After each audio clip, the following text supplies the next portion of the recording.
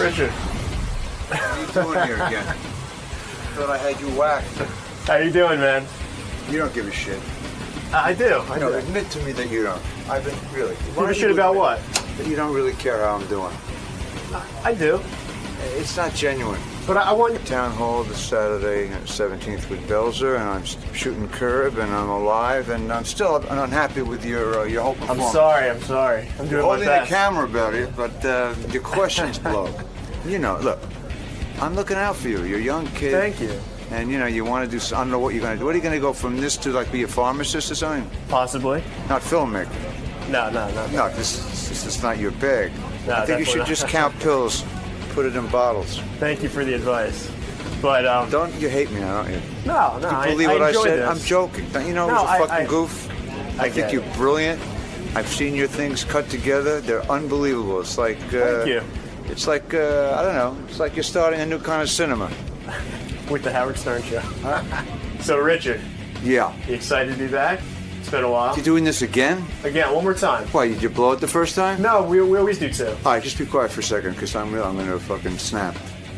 I'm always happy to be here. Been here for 25 years. When you were when you were looking at your dick and saying, you better grow, I was already in this room. Well, not this station, okay? Love the guys. It's a circus in there. Artie, I should have a lot of fun with Artie. Yeah, what are you gonna talk to him about? He's a mess, isn't he? Is he a mess? He's a drug addict like me. All drug addicts are a mess. You know, I just had 15 years sober. You have some advice for him? Huh? You have advice for him? Advice for anyone. Doesn't have to be a star like him. But if he asks me, I'll tell him. I think it's pretty astounding what the guys, you know, everyone, it's like a microcosm of the world what people are telling him to do. But he knows what to do. No one can fucking tell him what to do. He wants to have a better life. He'll clean up. If not, you know, we fucking work on our eulogies. That's where it's at. Because, you know, he's getting coddled by a lot of people. You know, I told him he's a funny motherfucker. He's really funny. And he can go on stage and have a great life and make a lot of bread and have a great life. And but if he goes down this road that he's going down, seemingly, it'll end. Hopefully you can talk some sense into him. I mean, I can't. I mean, you know, just professionals who can do that. I've already told him what I thought. You know, he's just a big bullshit artist. Like, you know, I'm a bullshit. The only difference between me and him is that I'm not using and drinking. But we're addicts. We're fucking nutcases. And I'll die an addict, even if I don't drink or use again. And you know, he knows the deal. He's just playing around. He's in denial. You know, I just hope he doesn't bottom under the grass. That's all. I mean it. Love the guy. Do you have enough of this fucking soap opera? I've had enough. You had enough. I have a gun. I'm gonna shoot you right in your fucking head if you don't turn that off.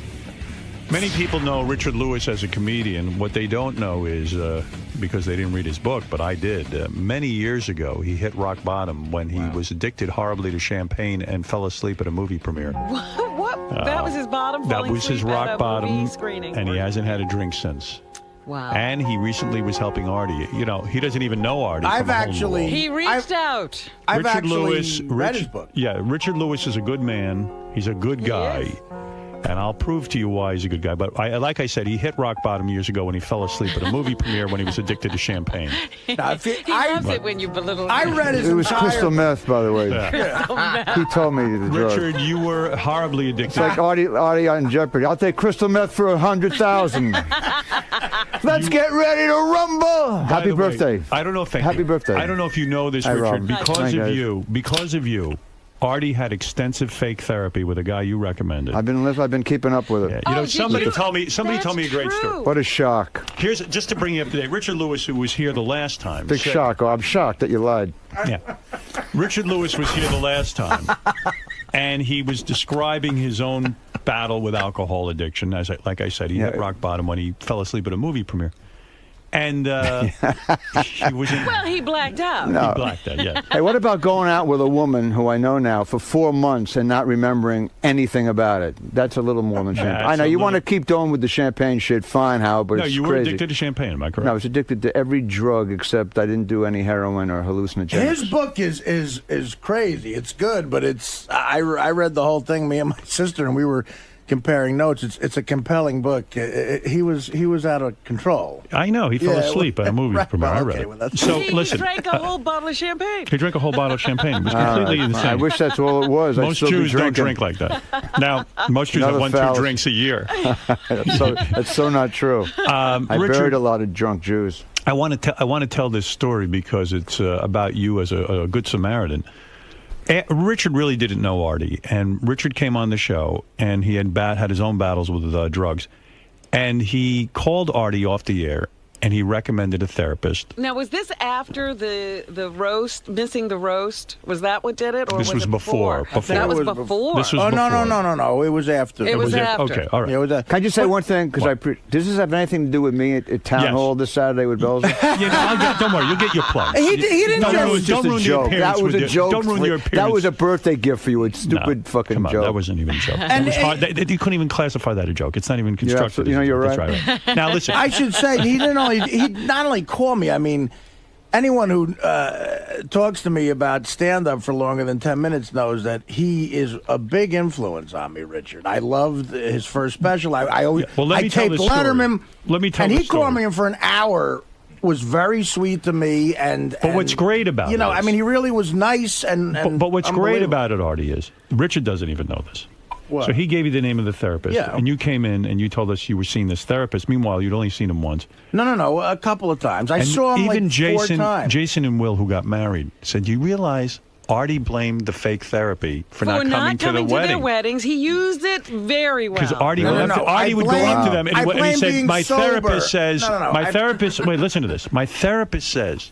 I can't go to your wedding because I shouldn't be around. My therapist said... But he wasn't even in the therapy. He used a shrink? He used a shrink. Yes, He used a shrink. to us about this First of all, I said that I was worried about my sobriety going to a wedding. That's what honest. I said. I'm being honest with you. But you were using. You said... No, I wasn't at that time. No. You said the therapist was upset with you because you threw that party for me.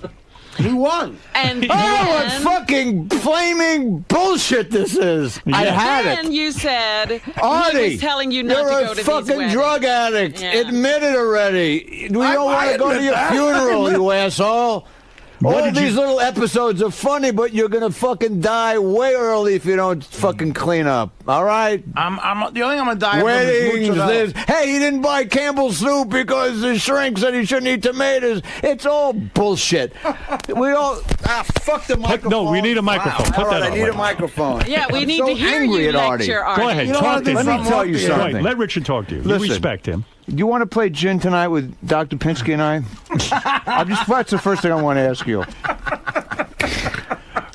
Artie, I was listening to a show the other night, and after the show, they interview everyone here on the show. Right. It's exactly what happened to me. Everyone has the right. Howard has his spin on it. Hey, he keeps the comedy intact. He says, "Hey, I have no problems with Artie doing it. He's great on the show." But yeah. And it's true. Some people say, let him do what he fucking wants to do. Robin is far more right in terms of what I know about being a drug addict. Right. She knows that you're fucking on a death fucking wish. Okay, you're in denial, Artie. That's it. I don't think I'm on a death wish. I don't. I think I'm fine. I think he's right. It's a death wish, man. Don't you get? You're a fucking drug addict. I know I'm a drug addict, but I don't think I'm on a death wish right now. You are on a death wish. I heard what you did. You went to a place. You had some Wolfgang Puck sandwiches. You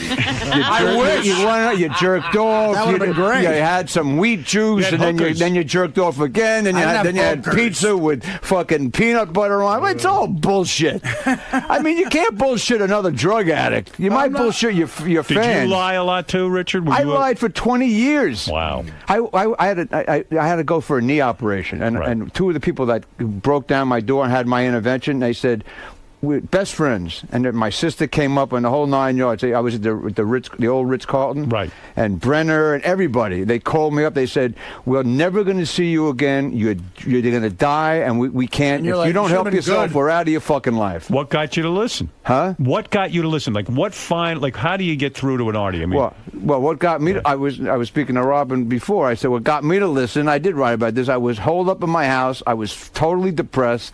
I had everything I ever dreamt of, and I was holed up doing crystal meth for 6 days. I lost about 15 pounds. I looked like fucking like a Jewish Howard Hughes getting ready for his fucking Haftorah, his bar mitzvah. And I looked in the mirror and I went, I bought this house after struggling for 15 years before meeting you and then Letterman, the whole 9 yards and the series and all that shit. I said, I'm going to fucking die at 43 years old after all that. For what? For this fucking powder? After all this struggle. Yeah.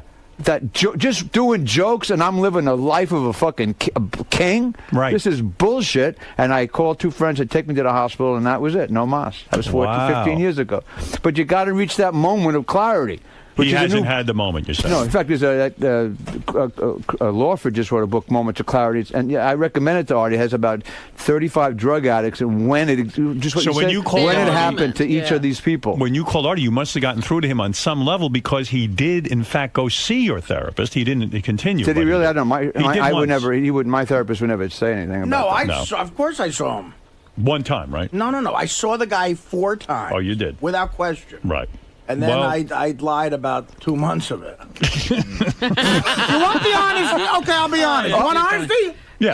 I didn't want to go to their fucking mouth. weddings. Yeah. So I gave them $2,500 each in cash. Well, that was smart. Well, how much money does it take to dummy these kids up nowadays? That's a lot of laughs. I mean, Artie, you could just say, I don't want to go to your wedding. Right. You don't have to lie and say, I'm in treatment. No, you have to lie. That's my point. Of course, I care about him. I would like to see him get healthy. I know you do. But I'm never going to sit here and say he doesn't do his job. He does do his job. He does. He does his job. You're right. That's a funny spin on it. But no, it's not a funny spin. I'm telling you, Artie doesn't do anything in terms of his job that I feel is, detrimental. In other words, for the most part, he's here. We have an arrangement where he does have time off and things if he needs it. And he is... It used to be for work. Now it's for drugs. Right. And he's only taken like 18 Whatever days I off choose to do. in like 8 years. So it's not so terrible. Yeah. And he has done his job. I can't tell him he's not doing his job if he's doing it. Richard, I brought this up yesterday. Right. There's no guarantee that Artie losing this gig is his bottom.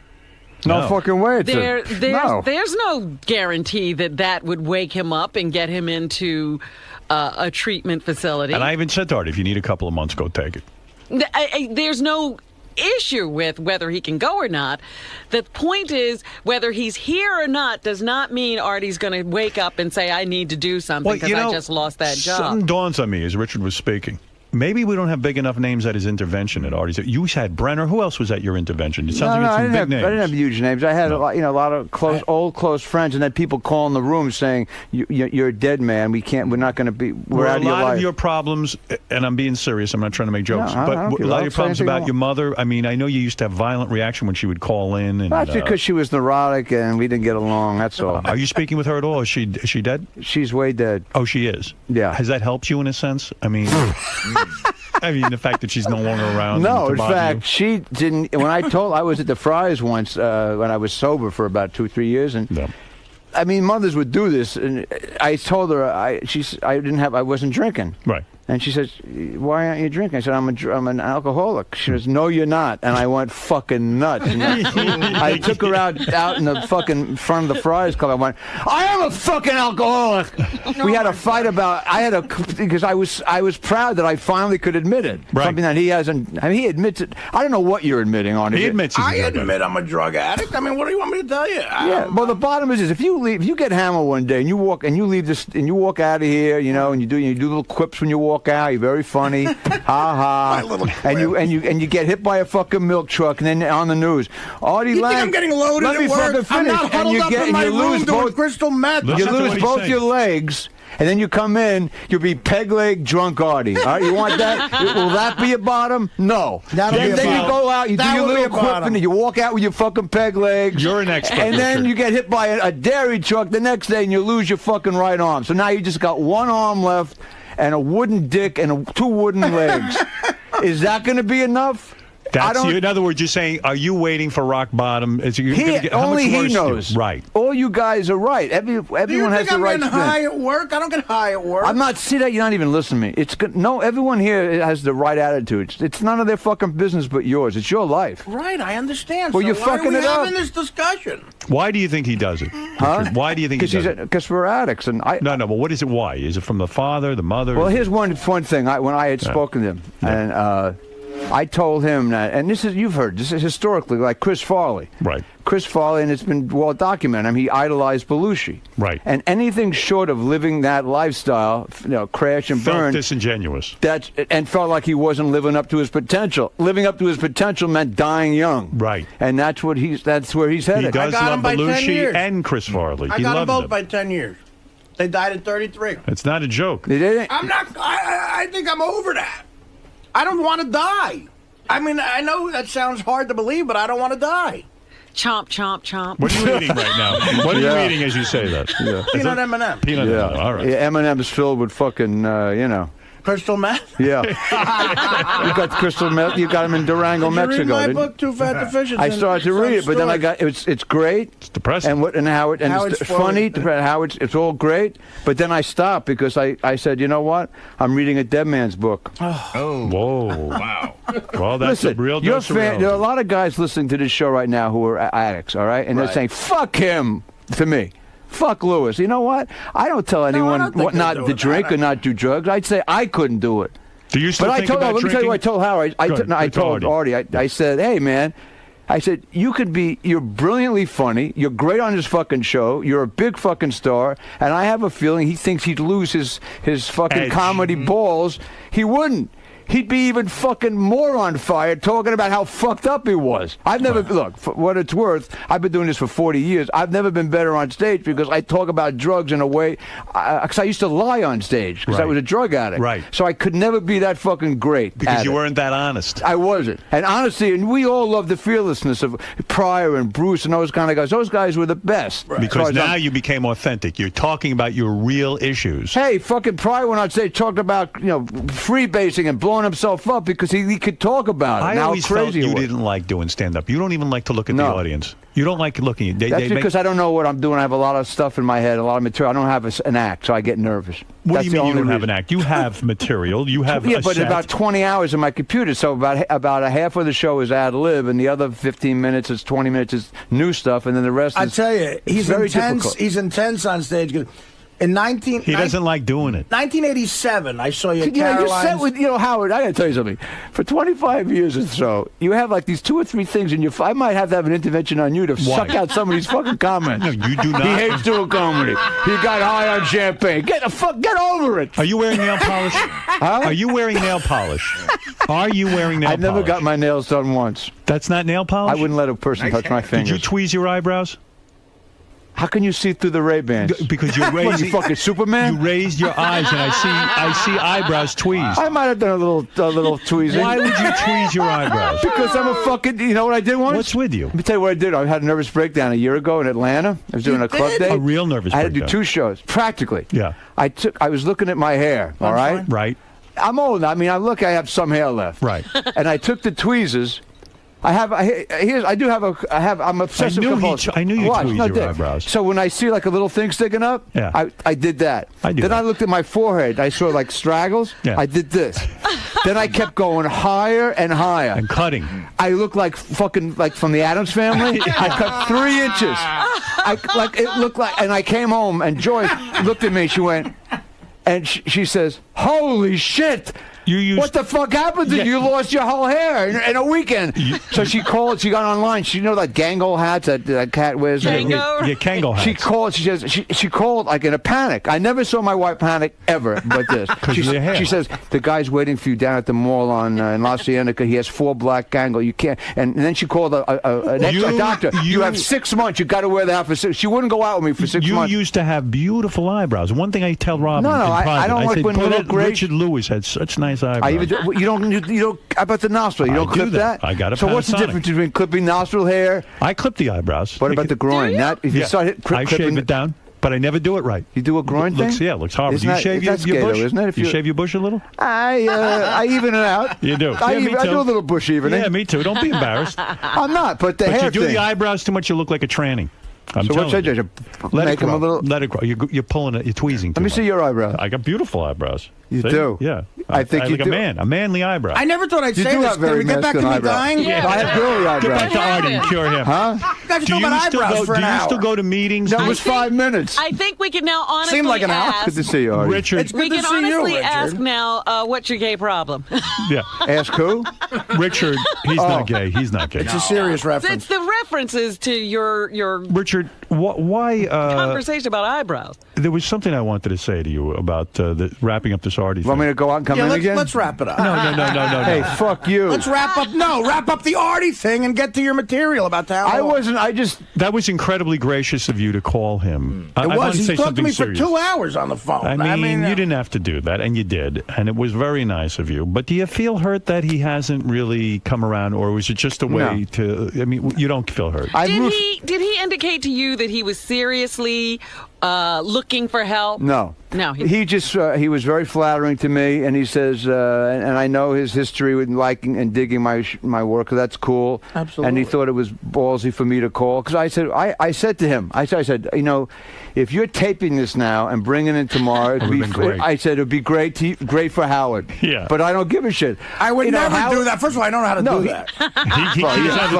He's technically he's beyond Tinkertoy time with this fucking guy. Oh, I'm sorry. What are you, Edison or something? Do you still go to meetings? Can I use that? Do you still go to meetings? Huh? Do you still go to Hey, meetings? how are you? Hey, what are you, Edison? Good night. Do you still go to meetings? Huh? It's yours. I go to 12-step meetings. I go to shrinks. I meditate. I do everything I can to not to drink or do you drugs. still have the desire to drink? Do you ever think about it? No, because it's a no. It's a no. Luckily, I don't have the cravings. Your life is better now. Never been better. Well, let me ask you this: how I got to that place with cocaine? I seriously got to that place with. But coke. Artie, you're doing heroin. There's a million other drugs. Yeah, I know, but keep saying that. Dig this. No, How I about don't this? keep I was thinking saying about that. this. You guys keep saying all this stuff. Howard, can I answer Howard's question? Yes. Know what hurt my feelings? Who's the guest tomorrow? My aunt? That's funny again. Why are you mocking my comedy? When Paul thought you said I was McCartney's I here, love we're your not talking comedy. about your drug You're problem. very funny. I bet it'll get around to that somehow. I don't know. Every other fucking guest No, does. Paul can't give you advice. He's made a worse mess of his life than you. That's right. I'm sick of people kissing up to you and coddling you. I know Who's a million other kissing up fucking to drug me? addicts who need help. Who's kissing? No one kisses Everybody. up to me. Everybody calls He's me right. a jerk off. No, everyone kisses up to you. He's right. Everybody Because worries about drug addicts you. think I want it kisses up now, to me? and if I don't get it now, and you're an egomaniac. People who work well. I mean, I think every comic is an egomaniac. No, every drug addict's an egomaniac. You want what you want now, or else you're pissed off. Is he hurting his? Yeah. Here's how he hurt wants me. it all. He wants it all. Yeah. So How did if he hurt you? says, What's wrong when with I hear that? shit, when I hear him say, "Hey, no, I stopped doing cocaine," all right, fine. So he can, so he'll gain 300 pounds and he'll do fucking heroin. It's all the same. Right. Well, I Gambling. replace. Yeah, I have a friend of mine who's Why can't I put a in bet on Ohio. He's a John? sex addict. All right. Okay. He had this relationship, great in the sack, unfucking believable. He Love the fucked girl. in the bed. Right. All right. He fucked about 18 hours a day. Okay. Why can't I get that addiction? But so here's the point. You have that. You just can't get anyone later. Exactly. So It's easier to get heroin. But the rest of his life was totally going into the toilet, and it's hard to tell a guy, "You're coming too much, man. Yeah. You got to stop coming." Right. Yeah. That's hard. Right. That's hard to tell somebody. But ultimately, I said, you're missing out on some other things. I just want you to know. There was, there was a war. Right. I didn't know I was fucking her. Would you stop coming for a war? I wouldn't. So There's you at town hall. No, but here's Well, what hurt my do feelings. me Here's a what hurt my favor. feelings. Let me ask you a Okay. question. I heard Because your remember, I feelings. want to ask you for your crystal ball prediction on this guy. All But, right, fine. gee. go And on. hopefully it'll be Is that a new dark. segment on the show? I don't know. Yes, new segment. Come Come on. No, Tell here's me. what hurt me. Yeah. A couple of times, because Artie gave me his number, a couple of his Right. down the south, wherever, shore, whatever the fuck it is. When I would call him, Sure. I just say this, because I just say, "Hey, it's Richard. Hope you're doing okay." Right. He knows I'm a drug addict too. Now when you call someone who's a drug addict, if they're not in recovery, They don't call you back. Hey, turn that fucking bullshit off. So when he didn't call me back, first of all, why can't he say, how the fuck are you doing? Right. What if I'm holed up, slipping and fucking dying again? You should have told me that. Right. No. I would have called me back and asked me, how are you doing? But when he didn't, that meant I knew that he was, and I was right. He was. No, you were right. Yeah. That's why he didn't I don't want to lie to you. I don't want to lie to you. No, that's good. But you're lying to I'm gonna call you back and go. I'm all right, sober and. You don't want to lie to me, anyone else. When you stop lying to yourself, you're gonna get your life back. I lie when I'm forced to lie. I don't go out looking for. Why didn't you call Richard and say, because I'm in trouble, I am using heroin? Because I didn't want to. Because I don't want to stop using heroin. Well, I mean, you don't have to stop. You could have just talked to him about it. Nah, but I don't want to disappoint him. I am appointing Richard your go-to guy. I want you reporting. Richard's your sponsor? That's right. All right, then I got to make a deal with Sirius. He's gonna be in Milwaukee. I'm going to be in Phoenix. We're going to call each other. Yeah, you're going to call each other. He works too much. Celebrity sponsor. All right. Look, this guy right here, Richard Lewis, is a top comic. He's reached the top of his game. You know him from Letterman. You know him from this show. You know him from Larry David uses him. Curb Your Enthusiasm. He's had his own movies. Somebody told me you will not announce the name of a club that serves alcohol if you perform there. Are you crazy? That's every club. Is that true? That's my guys just told me that. You guys also had me performing Thursday, where I'll be hopefully having intercourse with my wife Thursday night. How's that going with the wife? With the wife, Don Rickles' son, ladies and gentlemen. How's it going? Wife. How is it going with her? Huh? Are you happy still? You Yeah, were a sex addict. I'm not a happy person by nature, So I could have I have the best fucking wife I could ever dream of having. Right. But I annoy the shit out of her. Are you I get into surprised? funks. Are you surprised that she's still with you? Boy, I can read your fucking mind. I know exactly what you're going to ask me. I'm almost scared. It's Why? like a series. You don't know what I'm going to ask you. I almost do almost every time. What am I going to ask you next? Huh? Where am I going with this?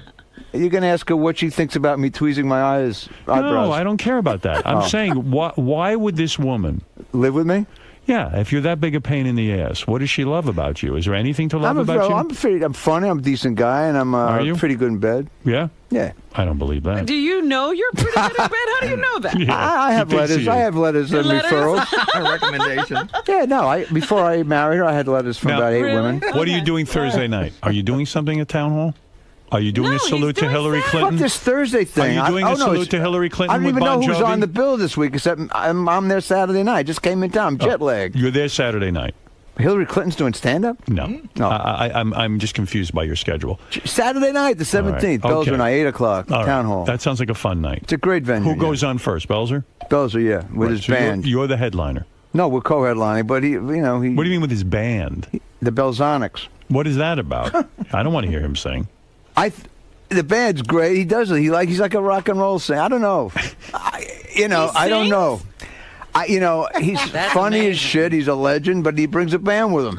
Does he do his Mick Jagger impression? I have no idea. I don't watch anybody anymore. I come there 5 minutes before I go on. The band annoys you, doesn't it? No, I tease him about it. Right. The belt, I mean, you're a stand-up. You go out there. The band's great, by the way, and he kills. Right. Okay, it's hard to follow. And Artie, no matter how strong you are, following an A act is murder. Right. Yeah. But with a rock and roll band, it makes it even more difficult. But I'm not gonna. No matter how great it is for him, I'm not coming on with, landing at an airport with, "Hey, where's my tuba player?" I'll go fucking. I'd kill myself. Makes no sense. Hey, I lost my snare drum. Fuck you. I couldn't imagine being a prop guy. Compared to stand-up. I've been a prop guy traveling on the road, waiting for the bags. How does he do that? Where the fuck is my drum with the giraffe with the big dick? It's a lot of work there. Yeah, I couldn't imagine being first of all, I'm not a big prop comic. You don't like prop. Yeah. I can barely bring like a shirt on the road. I can't pack at all. I mean, Carrot Top has like he has a trunk. Listen, he has a trunk. He's making a lot of money though. Yeah. Kids like the props. They like to see things come out of the trunk. Kids. It's fucking the 50-year-old ago. Yeah, I mean, if you make people laugh, what's the difference? That doesn't matter. Why do comedians put down prop comedians? I don't understand.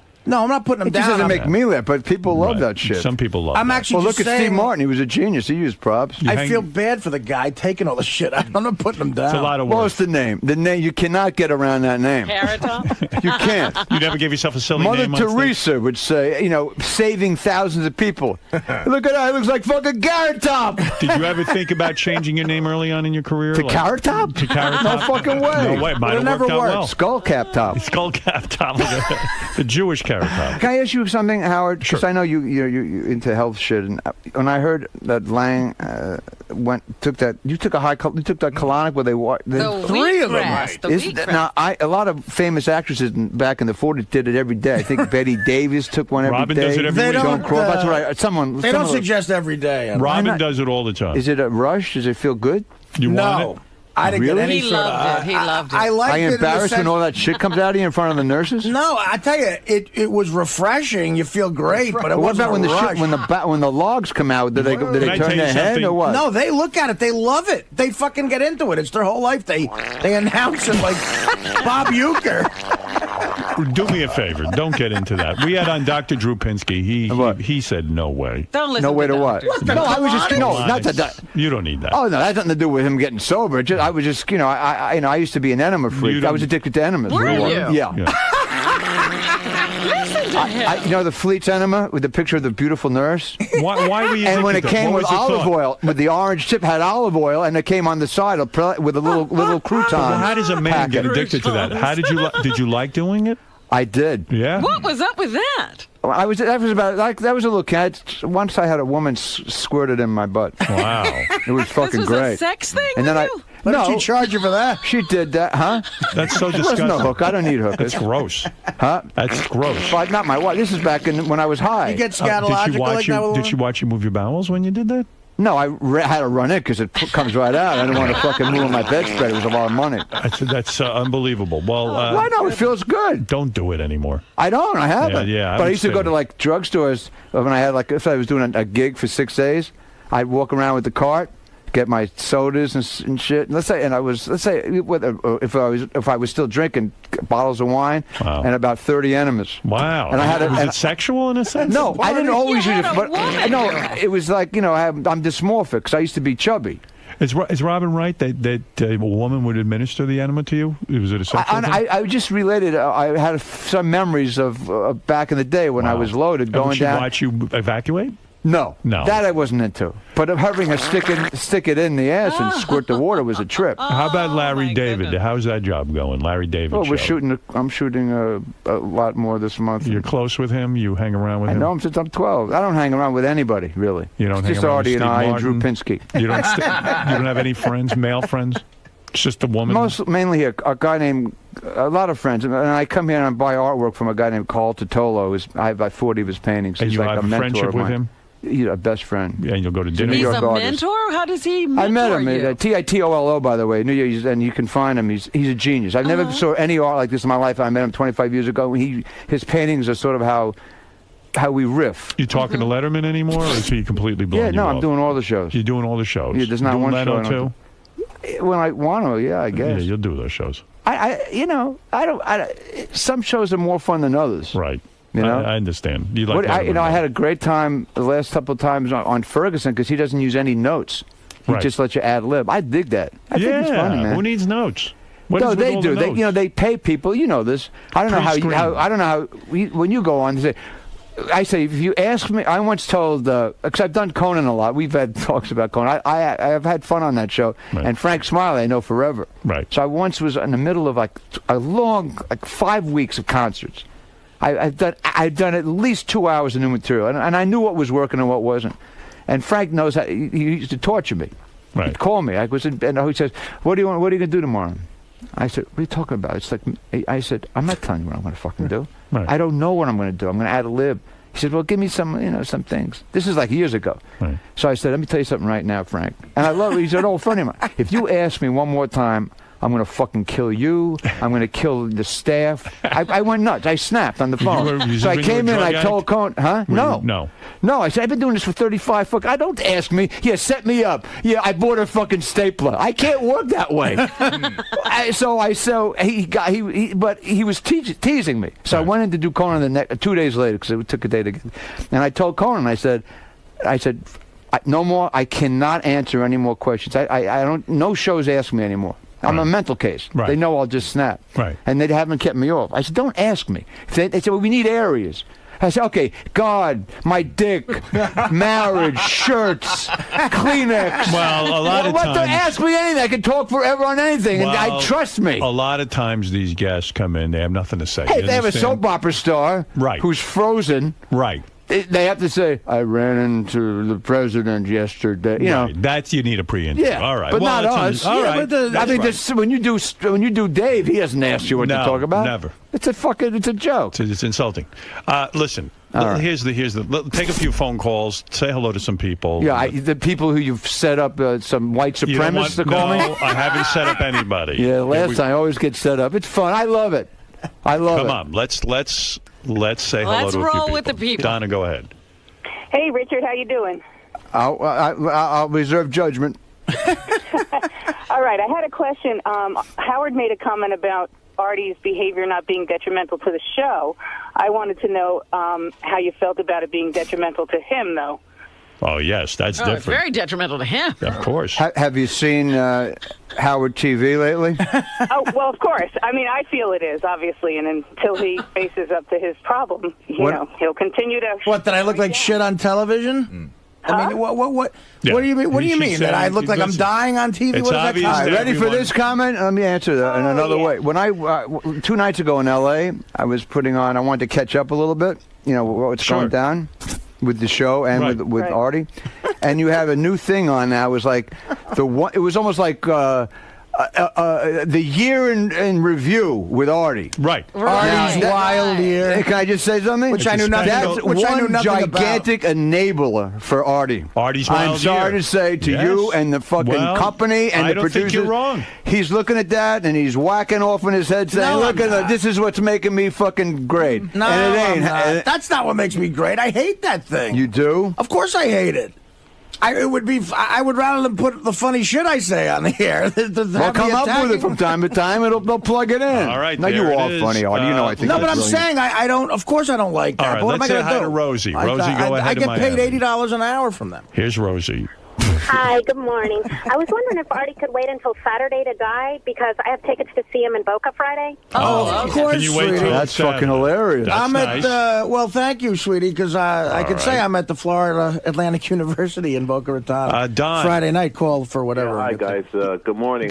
Richard, Hey, I'm man. wondering, you're doing Larry David Curb Your Enthusiasm, and did he set you up with another hot broad for your wife? I don't know yet. I don't know till I get to the set. You have a hot woman on that? I don't watch Did that you get show. rid of the hot woman last you year. had? Yeah, I don't think I'm with Cha-Cha, with Tia Carrera, of course. When I was in last year, I was telling the New York Times guy yesterday, I don't know when the article come out, Thursday or whenever, and we were talking about you a lot. Right. But I said the one thing, and I talked about Gary, I said, they have this fucking unbelievable way.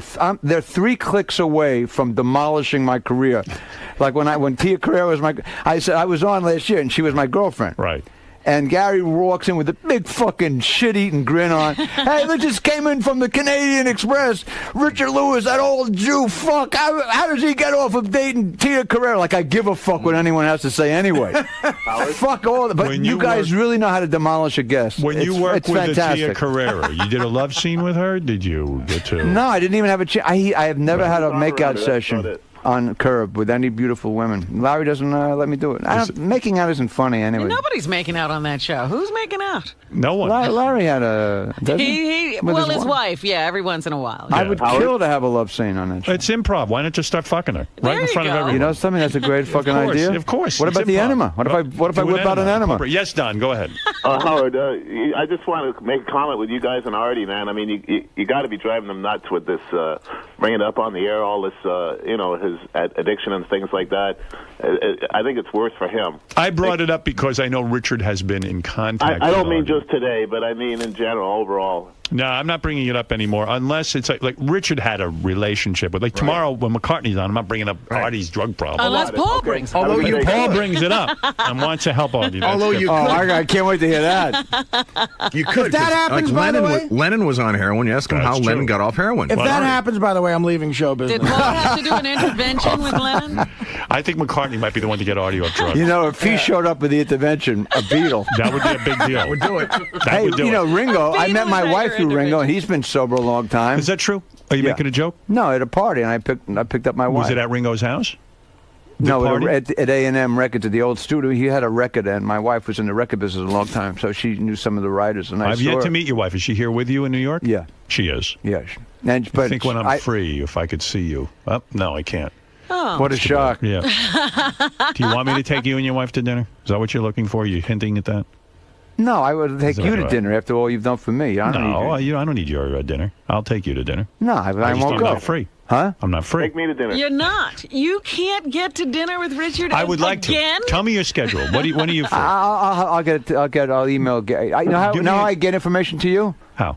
Through a terrorist network. Well, you have my phone number, right? Huh? No. Here. You've never given him your phone number. No. Here's my number. Belzer claims that, he's like... Belzer has my number. Of course he does. No, I wish he wouldn't use it. Of course, he never answers when he sees its bell. Here. I'm going to write it down for you right now. Belzer, sure. No, like it's really not a rape. Rap! You have my number. I know you do. You're full of shit. Belzer loves you, by the way, and your wife. Thank you. He should. Because he met your wife. I just have to see pictures on the fucking internet. That's the kind of friendship we have. It's sad, Howard. Sad, you never even met. I never met your wife. That's because you're a recluse, and except with a few people. I would like to meet the wife because I bet there's a lot to ask there and a lot of things to learn. Oh, I bet. That poor woman must be a saint. Oh, my God. Because it's all about you in the marriage, I'm sure. I mean, there's no room for her needs or any of her thoughts. I mean, she has her own house. She does. Yeah. She doesn't You even don't live She has a getaway house. Oh, she has to leave Really, sometime. 80 miles out of Hollywood. Wow. As soon as she says, if we get married, I have to buy my house. And then when I proposed, the next day she bought a house. Wow. Pretty cool. And I do want to thank you for making that call to Artie. I know you weren't looking for thanks, but... He made several calls. You see, hey, Artie knows what he has to do. That guy is right. It is annoying to him, but, the more it's up to Artie. And that's what counts. It's up to Artie. I think it's annoying to the audience at this point. That's right. No, it's not. For more information... I don't think so. Robin likes it. For more information, go to richardlewisonline.com. That means it's definitely annoying to the audience. And go see Richard's show by all means. The guy's got endless hours of material. He sits at home, he writes all day. He has nothing else to do. Well, That's let true. him get some of this material out. And how about Belzer? Come on. And the Belzonics. Come on. I would go see the Belzonics. Is the name of his band really the Belzonics? Yeah, the Belzonics. I thought it was. That's why I thought about Enema. It sounded like a high colon, the Belzonics. You go to your wife's house? Huh? Does she have a husband there, or does she? Another time we'll talk about that. Okay. Paul Reiser. The great Richard Lewis will be back right after these words. How'd it go in there, man? I don't know. I really don't know. I'll have, there's a lot of people watching this, universities, Secret Service, and they will decode it and send you guys and Cirrus, how I went. I think I would say it was like an A- shot. You really let Artie have it in there. Yeah, I just told him I loved him, and it's up to him. No one else. Everyone is, they're enabling him by treating him like he's special. So he's just a drug addict like I am, and he's got to figure it out. So you really think that he has to hit rock bottom to have that moment of clarity? Of course he hasn't hit rock bottom yet. He would be sober. He's a drug addict and a heroin addict and an alcoholic and a food addict. He's an addict like I am, but he's still not willing to stop. Do you think there's hope for him? Huh? Do you think there's hope for him? I personally? Yeah. I have faith that he'll change, but yeah, of course there's hope. He's still alive. As long as he has a breath, he can change. But if he doesn't, then you won't be seeing him around here. But, he'll be in the streets. Now, what do you think Howard and the guys and us, Howard TV, have to do for Artie? You said that, like our TV show, the Artie's Wild Year, is kind of egging him on. No, he disputed it. I basically was saying, the best of Artie being drunk and the best of this and best of that. Part of his brain, look, he's a brilliant comic, and he's at the point where he's thinking that is one of the reasons why he's a success. It's bullshit. It got him a fan base, but his fan base is not going to leave him. They want him to live, not die, and he will be 20 times funnier, if that's even possible, if he cleaned up his act, because he will talk about all the hell, unlike he can now. He can't talk about it truthfully now because he's still in the middle of it. And he'll be really fun. He'll be one of the best comics ever if he cleans himself up. If he doesn't, he'll be in and out in a daze like this, and or die way early. I love the guy. I'm rooting for him like I do anyone in this position. All right, we'll wish for the best. All right, ciao. Thanks, Richard. What do you think of Richard Lewis today? I love him. I'm a big Richard Lewis fan. Now, he thinks in order for you to get better, you have to hit rock bottom. Well, do you agree with that? I think with this interview right now that I'm doing with you, I've hit rock bottom. Thanks, I'm honored that Richard would be worried about me, and he's a good man. And listen, hopefully I'll die long before I hit rock bottom. I'm getting sick.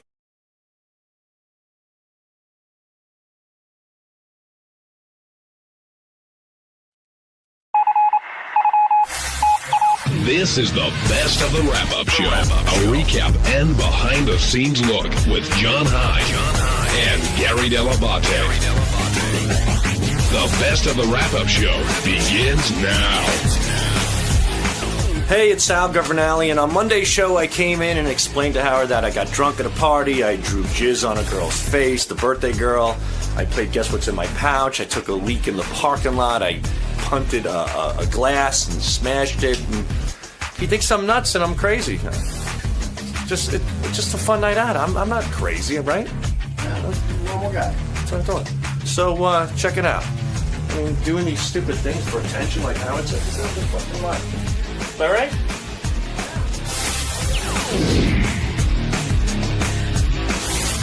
Sal has done it once again. Now, when he told you this story, I mean, and Sal, we're going to ask you about it, but Sal doesn't realize what went wrong for a little while. Part of him does, but in some ways, is he asking you to affirm what he did wrong or to point out what he did wrong? I think sometimes he comes to me on that count. Like, I know he comes to me because he knows he wants to talk about it on the air, and he's willing to talk about it on the air, so he comes to me. But I think also there's a level where Sal sees me as, in some odd way, the voice of reason, and he does sometimes bounce stuff off me. Like when you said to me today, you told me the whole story, and then you told me the story about your wife, giving you the brush off during sex, and you go, do you think that she was mad at me? I was like, how you could not see that is shocking to me. I'm a big believer in the outside perspective, really, because I've lost, after a while, years and years of people always saying to you, dude, you getting this? I don't trust myself anymore. And you're one of the guys in my life that has that, dude, are you getting this? Right. Like, come on, wake up and smell the coffee.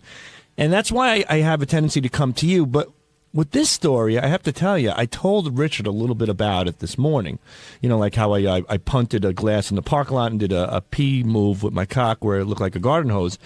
And Richard goes, you got to tell Gary. And I'm like, I don't know if I want to. And he's like, why? I go, because I know where it's going to go. I know that Howard is just, that it gets painful after a while. Right. When Howard said, I could tell for you, Howard said to you this morning, Sal, can I tell you a little bit about yourself? And you go, no, that's too painful. Yeah. I didn't even realize I said that because that really, it hurts to hear those things about yourself. Well, Howard did say that in some way you need to be the center of attention. I know, and that makes me cringe because it's douchey, you know what I mean? That's just a douchey thing. But you keep going back. I don't know that that's it, but that you keep going back there to that center of attention thing. But I try not to. I'm really working. You're trying to lay low at those parties. Like, what's that? You're trying to lay low. I mean, you know what? The thing is, I really was, but I was on a mission before I got there. I said, tonight's hard alcohol, and I haven't done that in a while. I'm not doing beer. I'm not eating hard alcohol, and I just wanted to get to a happy zone and just be loose. And I didn't know it was going to take me to fucking,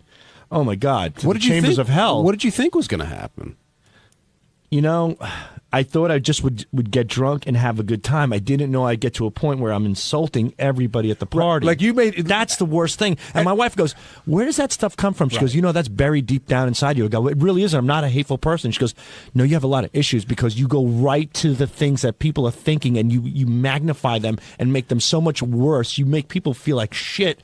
And I'm like, that is the last thing I want to do. I tend to agree with your wife because the way I don't even know the people that you were talking about, but the way you were describing it, like you even said, I started roasting these people, and I don't even know why. It wasn't like they asked for a roast. And it does sound like some of this stuff isn't necessarily even funny. Right. It's and just mean-spirited. They say that like alcohol is truth serum. I think that's bullshit. I think that some people use that as a crutch. Right. But it did seem to give you the license to say whatever you wanted, and there are some pretty hurtful things. You know what I think? I think because of the whole no governalities you call me. Right. I've been doing so well with therapy as the no governor, with putting the cap on the governor. that I think subconsciously this drinking gave me. You have to let it out. You know how you have to let a dog run once in a while? You can't keep it in the apartment all day, and you finally let it go. Maybe I think I drank because it would allow me to take the governor, just not have the governor. Well, it's an excuse. Yeah, maybe it was, but that wasn't my intention. I didn't want to go there and tell a girl that she looks like she has a dead poodle on her head, and she doesn't. She's a beautiful person. Well, can I just say the other thing that Sal came out of there, and sometimes when Sal's trying to defend himself, he came out of the studio and he now starts talking to the TV camera, and sometimes when Sal's trying to either explain himself or defend himself, he'll pick an odd way to go, and then he just starts to roll. And he goes with it. Then it's more and more ridiculous, but he keeps rolling with it. So I'm sitting in my office, and I hear him talking, and Sal's doing this whole rap about, listen, these 40th birthday parties, it's a lot of bullshit. True. People come. They don't even really like the person that's there. Everybody pretends to like them. But I like them. So, okay, but I said, I walked out. I said, Sal, I got to tell you, say that's true, right? And you may be right. Who asked you to come and expose that? Right. Nobody. Myself. The person in my head after I have all that Captain Morgan, the captain comes out and says, "Go to town, boy." But I'm saying, like, in other words, they invited you as a friend. Captain Morgan told me to tell these people. You may feel that way, but I know. We were talking about Sal. I don't even know if the story ever made it to the air, but Sal ended up getting into he walks into a diner. And he hears a woman. Well, can I tell the story? Well, I went into a diner and I waited for my wife to come, and there was this nice old Jewish lady next to me, and I'm just specifically spelling it out. She's a nice old Jewish lady next to me, and she says to the lady behind the counter, she goes, "Phyllis, how was the party?" And she goes, "Oh, it was great. Marie got engaged." And the old Jewish lady goes, "She got engaged. When is she getting married?" And the waitress goes, "You know, Marie, she's never gonna get married." And the old lady goes, "I suppose." So now at this point, I'm listening. I'm like, oh, here's an opportunity for me to chime in because I heard. So I go, "You know what?" I go, "That's brilliant." She goes, "What's brilliant?" I go, "The fact that these people are never getting married." I go, "You hear about all these retards, they get married, it turns into murder-suicide, dysfunctional families, but seldomly do you hear engaged people breaking up. You never hear about an engagement breaking up, you hear it about marriage." I go, "These people are geniuses. The hell with the other idiots that are getting married." So the lady sighs, and she looks up at me, and she goes, "They're not getting married because they both have Down syndrome." And it was just at that moment where I was like, "Oh my God!" Did you explain her Captain Morgan wrote the bit? No, and I wasn't. But what it makes sense. Right. What compels you to decide to chime in at that point? But listen, you guys really think that? It's not a big deal. It's at a diner. You're just fucking around. Right. That's what people do at diners. But he was like waiting for something. I tend not to get involved in strangers' conversations, maybe from time to time. But this is that. If I were your shrink, what time of night was this? It was in the afternoon. It was on a Saturday afternoon. It was about 12:30, and I was waiting for my wife and my friends to come meet me at the diner. But Benji, there's an underlying thing with Sal that he always feels compelled. But I don't to chime in. I don't care to really give talk. I'm telling. I said it to my wife. She goes, "You're crazy." I go, "I really don't." When I go to these parties, I'm thinking I have nothing. There's nothing interesting happening here, and that's another thing I'm dealing with therapy. My therapist says that nothing interests you except for something that has to be so cockamamie and far-fetched. That's the only time your attention is caught.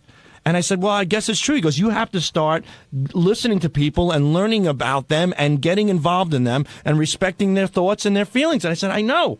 But I have to be honest with you. I go to these parties. I'm like, I got to deal with this asshole. I got to deal with that asshole. I got to pretend I like this guy. I think everybody's like that. You ever go to a dinner with another couple? You want to take that butter knife and stab that fucking guy with the bad breath in the neck as he's talking to you about his shitty job and all the money he's making. Like, fuck you and your job. Die right in front of him. Then why do you go? But you do it out of the fucking pain in the ass that you marry next to you, who will bury you when you get home and rip you apart, and then you have to deal with that for 2 goddamn months. It's not worth it. So what do? Guys go out, we put on a happy face, we pretend we like everybody. It's like we're on Xanax. Like, it's the happy. We don't care. Guys don't care about that. You know what I want to do? I want to go home, watch some porn, jerk off, maybe go fishing with my kids, go to sleep, have a sandwich. It's simple things. Sal, a couple times today, and even once here, you've mentioned that your therapist says you've made some progress. You've moved forward. Okay. How? No, I'm not being sarcastic. Well, I kind of am, but I mean the question. How have you made progress? In what ways do you think you're better? You talk about, I got to listen to other people. I shouldn't do this. I shouldn't do that. But you do it all the time. So how are you making progress in your or the therapist's eyes? Okay. I think I'm making progress because what happened in this situation, I got really drunk and I lost it. I had to unleash, so to speak. But before that period, I started listening to people. I started looking at them in the eye when they spoke to me, and I started listening and absorbing the stuff that they had to say. And I really, I don't know if I could say it forced myself, but I really tried to take a real sincere interest in what people have to say. And that was working. And I was doing that with my wife. I would come home and listen to these stories about her girlfriends. And it's not easy. But I did notice, in her defense, that the more I listened, the more I did sincerely get involved. And it helped our relationship. But how much of an effort does it take for you to do that?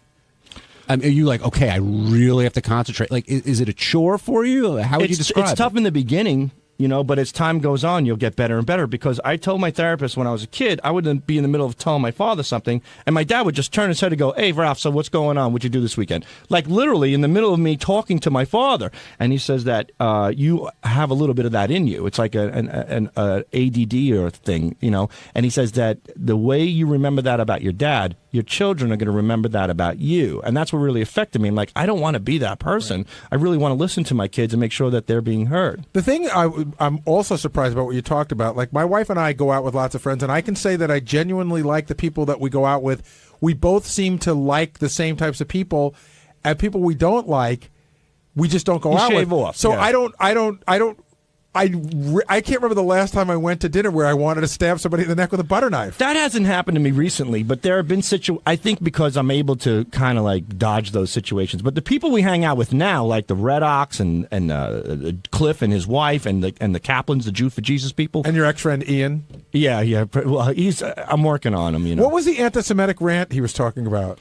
I was just saying how I look, they're all Jewish people there. So I was the Goya. I do it because they throw out the Goya word. When you're amongst the Jews, they love throwing out the Goya word. And let me tell you, I was saying how I really appreciate the Jews because they're a little bit more dignified in how they handle things. Did somebody actually call you that? Oh, yeah, of course. Well, what did they say? My two friends. They said you look like a pinto bean. No, like my friend Allison, she calls me the Goya, and then she gets mad when I say it back. She says, I said that I'm saying it wrong. It's like Goyam or something. Yeah. Yes. She corrects me. She goes, it's not Goya, you're a bean, whatever. And she never said bean. She goes, it's Goyam, get it right. Because she always throws that word around. And she's not racist or whatever, And I'm just sitting down, I go, hanging out with you Jewish people, I've learned a lot. I've learned that you're very, they're smart about how they handle things. I go, you do your drugs just like the minorities.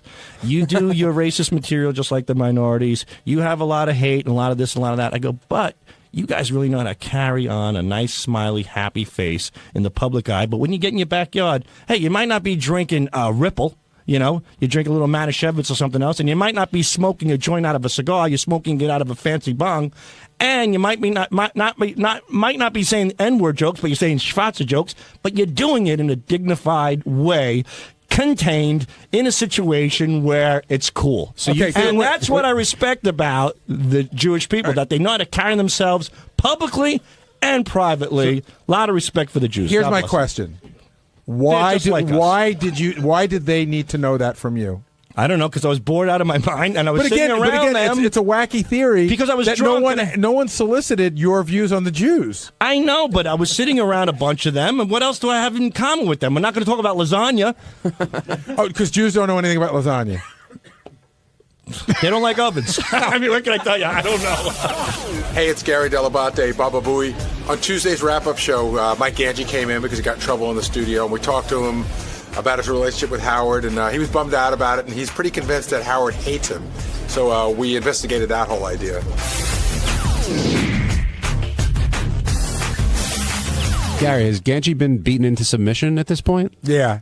I really feel like when he walks in, even before, I think before today, there were times where Ganji goes, some days I get the feeling Howard doesn't like me. Yeah, I really do. So we had that conversation not long ago. There are times, really, and I don't feel this often, but there are times that I feel like Howard honestly doesn't like me. Why? I don't know. Wow. How could you be around for this long and have him not like you? Sometimes I feel like it goes back to like when I used to work at his house like 100 years ago, and like, I don't know. I feel like, when I wanted to graduate from working at his house, I felt like, he thought of that as like an insult that I wanted to leave. And I think ever since then, he's never liked me in some way. So I disagree with that. I know he likes you, but he does. like Ganji was working at ETV, television for like 8 years, and Howard would preface every conversation by saying, the guys, Robin Radzinski tells me Ganji's really good at what he does. I don't see it. Right. And so like he did something he interned for us for 2 or 3 years. He worked for Howard for like 2 years. And then he's done this other job for 10 or 15 that he's done really well at, and Howard's not buying into it. Well, do you think that Howard always sees you as the kid who was working at his house or an intern versus what you've become, whatever that is? That could be part of it. That could be a big part of it. But I feel like somewhere along the line, I must have ran over his cat or something. I feel like I did something that I don't know what it is, but he knows what it is. You sent his dying friend a porn tape. That's not. No, he's still. It's really funny. He brings it up, but you know what? I got to tell you, when he told me about that day, when I got called, he called me to his office. And again, this is my recollection of it from my side. He called me to his office, in a serious tone. He told me about it, that I'd screwed up, and I understood.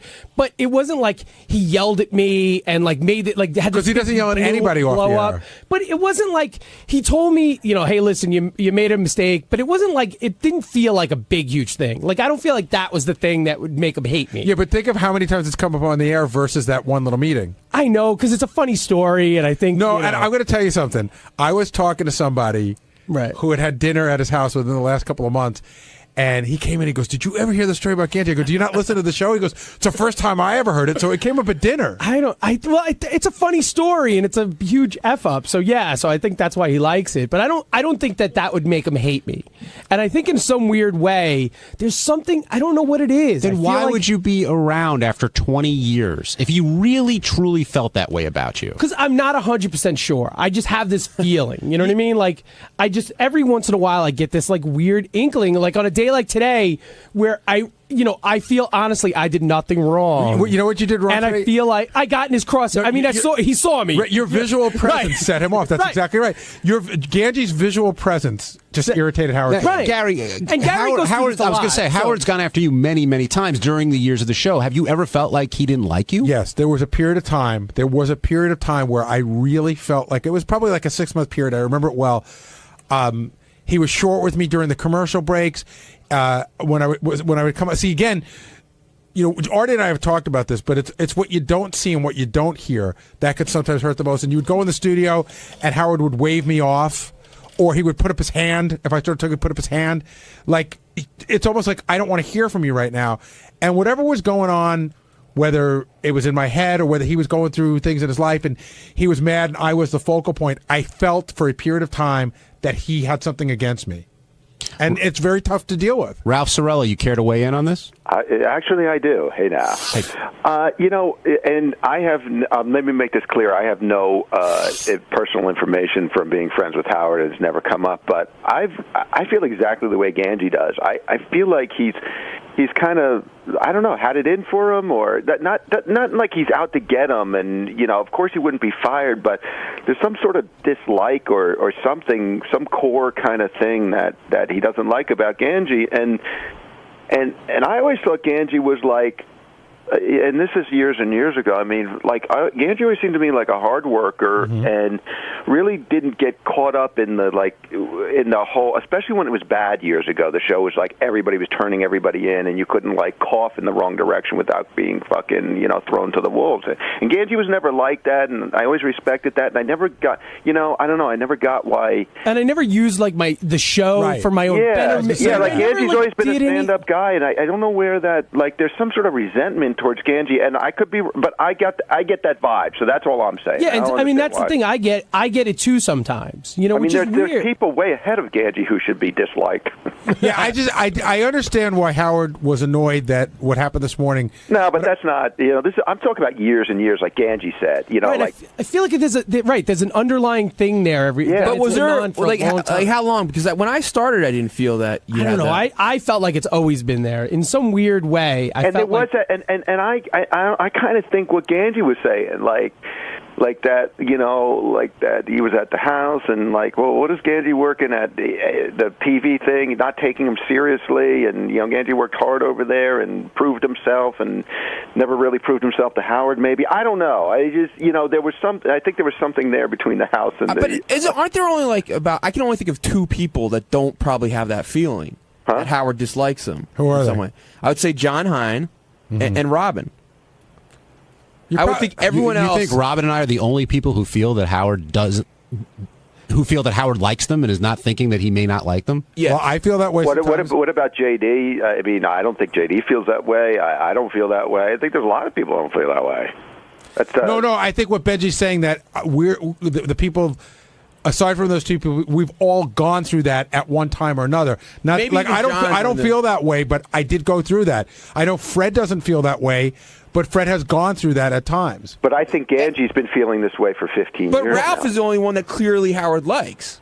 I mean, because he's his personal friend. So that's not. I'm saying clearly he chooses to spend time with you. I feel Howard hates me sometimes. Well, you just said you didn't feel that way. No, but sometimes I'm saying Ganji. I think Ganji's had this feeling for a long time now. Now, Ganji, since you have had this feeling for a very long time, you've known Howard 20 years. You work with.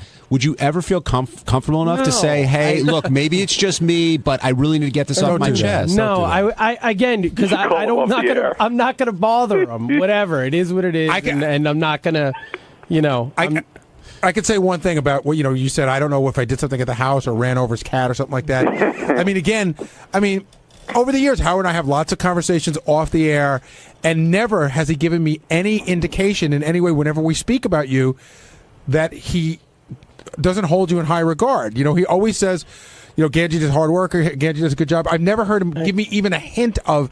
Usually, after years and years and years, he might tell me, "Oh God, one time Ganji was at my house," but I've never heard anything like that. Right? No, I've heard that. Joe in Boston, you're on the wrap-up show. Hey, Ganji, I was going to say that maybe Howard sees you as an easy target, but now that I'm thinking about it, and now that there's comparisons to John Hine, and maybe Howard just doesn't like unprofessionalism, because that's what he rags on the most. Whenever you do something unprofessional, to my knowledge, John, since he joined the show, hasn't done anything or put himself out there that has come across as unprofessional, and maybe that's why he doesn't get the flack that you get. What do you think? And I can understand that if that was really the case. If my worst offense is that I post I'm going bike riding on Facebook, really, is that unprofessional? Then also the Miss Howard TV stuff. Yeah, but you know what? Again, there's people who are way more unprofessional. Yeah, and really, I'm not like overly, crazy. I mean, while it seems, you can bust my balls a little bit about being, hanging out with them, but I'm not like super unprofessional. Unprofessional would be fucking me, like, them, and that's never happened. Or me like groping them, and me like doing something really inappropriate. Is it just maybe he just enjoys goofing on Ganji and knows it gets sort of a rise out of you? Well, and that could be, but I feel like sometimes when he does it, there's like a real hinge of anger. Maybe it stems back to when he used to make the interns have sex. Like, he used to fool around with the interns pretty regularly. That could be where it stems. He didn't make that's called rape. Yeah, I didn't make anybody do anything. Well, you strongly suggested that they. No, I do. No. Do you think it comes from? I remember years ago he used to goof on you, like how you grew up with like a rich family. Maybe. Maybe that's what he. Maybe I don't know. He goes to that a lot. Yeah, and again, but not anymore. Not lately. Yeah. He hasn't gone to that lately. Now, Gary, you've gotten past this, obviously. Yeah. What can Ganji do? Well, Howard stopped breaking my balls in that respect, or at least I stopped feeling that way. Do you know what I mean? My feeling had less to do with the on-air stuff and more with the off-air stuff, or stuff the way, and then that just sort of stopped. And then I was like, listen, any relationship of any kind has peaks and valleys. So maybe I was irritating him, or maybe it was all in my mind, but it just went away. Is your situation where there are peaks and valleys, or do you feel like you've been in a valley for a long time? I feel like I've been in a valley for a long time. Yeah, exactly. So on Wednesday's wrap-up show, we talked about how I dyed Gary's beard. I came in with my doctor kit. I'm Dr. Dye Doctor, whatever you want to fucking call me. I think it came out really well. Everybody thinks it looks like shit. I don't really care. Gary should, make his own mind up. Check it out. John? You're my friend, right? Yeah. Tell me what you think. I think it looks like you were on stage in a play and you came off and somebody painted it on. It looks worse. Right. The gray I thought was fine, but this definitely. Do you think that it could have looked better if I didn't go full black? If I would have sprinkled it in? Hard to say. Probably. Okay. I mean, we're getting Ronnie down here. He's apparently the expert with his skull lunchbox beard dyeing. Okay. Here's the other issue now that Howard and I were just talking about as soon as the microphones went off. He goes, "It looks ridiculous," and I said, "I agree." And I'll probably shave it. And then there was a discussion: is if I shave it, is there going to be anything on my chin underneath, any sort of dye stain? And I might have to wait a couple of days to shave it. If I shave it off, is there going to be black dye stain on my chin? Going to look like Groucho Marx? There could be. Again, we'll get Ronnie in here, and he can answer. I know, but I got to question. know because I can't shave it and then find out that my chin is stained. Would you shave just the beard and keep the mustache? No, I hate mustache. I hate the mustache. We know how you feel about the soul patch. I'm not even going to ask about that. I hate the mustache. So I would shave the whole thing. All right, now describe the process. What was going on when Ronnie seems to know what he's doing when it comes to this. No, he cracked open that lunchbox. He was all over it. He had the stuff and he was painting it, but I couldn't see what he was doing, and I was actually that break that we did it. That's the most important break of the day for me to talk to Howard about pitching guests. So I wasn't even paying attention to what Ronnie said. I was like, "Hey, do you want to have this one on? What about this? Charlie Murphy's coming in. So I'm doing that. I could just feel this cold thing brush on my chin, and Ronnie was applying it liberally. And then Ronnie timed it out 5 minutes. Reminded me when my mother used to set the egg timer when she dyed her hair in the bathroom. And then I went into the bathroom and I was shocked. And he goes, "No, don't worry. That black. Now you're going to shampoo it out." And after shampooing it out. Well, the first thing when I looked at it was that there, and again, this is no cut against Ronnie, that there were spots that were missed. Mm-hmm. There's a big gray spot underneath that doesn't look natural. So I thought, okay, I could always go back and touch that up. But then I was looking at it, and I'm like, it's not really the right color. And then Ronnie told me, which is probably what he went through when we nailed him on the air and goofed on his. He's like, you got to play with it. It's adjustment. You see that happened. Let it grow back. Now maybe next time you don't put as much on. He gave me a comb. Apparently, when the dye is in, you have to run the comb through it. It helps it get in more naturally. So that skull lunchbox kit has a lot in it. It's not just the dye and there's attachments. Yeah, he's definitely been doing it enough to know how to do it, and he thought that he thinks it looks good, but I probably could get it to look more natural if I. But again, the whole point of this thing was I want the best part about having this is it's half the time to shave. Did Ronnie on the air he was talking about the different color choices he had? He did give it some serious thought. Again, he's going to come in. I know I keep saying that, but I'm sure he went and looked for the right mix and really tried to make it look good on you. We talked yesterday, and he said, "Do you want me to get black?" And I said, "No." And I've cracked this joke 1,000 times. Craig Gass dyed his hair once, and he used the blackest black there was. And for a long time, we would just say, him and Joey Ramone had the same color hair. I used to call it Craig Gass black was the color. So it's so shocking when you dye your hair black. So I said, I think it's dark brown. And then he went and looked, and he said that dark brown is too brown, and that there's jet black, and I forget what this one's called. Black, or regular black. Regular black, real black, black as night. I don't know. Obama black. Benji, what do you think of the dye job? What are we doing to you tomorrow? I don't know. Oh, okay. I was one of the people that thought Gary's goatee looked nice the way it was. I kind of everybody seems to agree now. Oh, it's too white. It's too white. Then everybody's like, yeah, we should bring the white back. But you can't bring the white Gary back. pointed out. I don't know if you said on there. In the photo, it does look a lot better. I just guess in person, you see more like it. You see it on the skin. Well, I'm going to go with how it looks to people rather than how it looks in a photograph. Now, do you think everyone's being honest with you about how it looks? I mean, Howard questioned Artie, do you like it or don't you like it? Do you think everybody's being straight with you? Yeah, because why would anybody be nice around here? That's a good point. In other words, Howard has given everybody the perfect opportunity to say what they think. Like, Teddy, I saw you, and what did you say when you saw it? Well, I liked it. I said it looks really natural because it didn't just dye every hair jet black, but he didn't do any of your mustache whatsoever, right? He said, right. Well, that's the problem, because he should have just maybe touched a little. It looks like, honestly, from far away, it's just really dark on the bottom. Yeah. It would look great if he just finished it. And Howard made me feel really self-conscious when he mentioned Jack Gordon's name, LaToya's ex-husband, because, I mean, God rest his soul, when that guy used to come in, the first thing when he walked out of the room, we talk about, he had like a jet black goatee and then all sorts of weird colors in his hair, and it was so obvious that he was dyeing it horribly, and no one ever said a word to him about it. All right, let's take a couple calls. Bill in Rome, you're on the wrap-up show. Hey, now, guys. Hey, Bill. Gary, now I've got to bust your balls, but listen, how the fuck can you look at Ronnie with that calico, what do they call them cats? Calico. Yeah, with one of them on his fucking face and ask for advice. But, you know, I didn't ask for advice. This was decided by the show that Roddy would do this today, and I said I was up for it.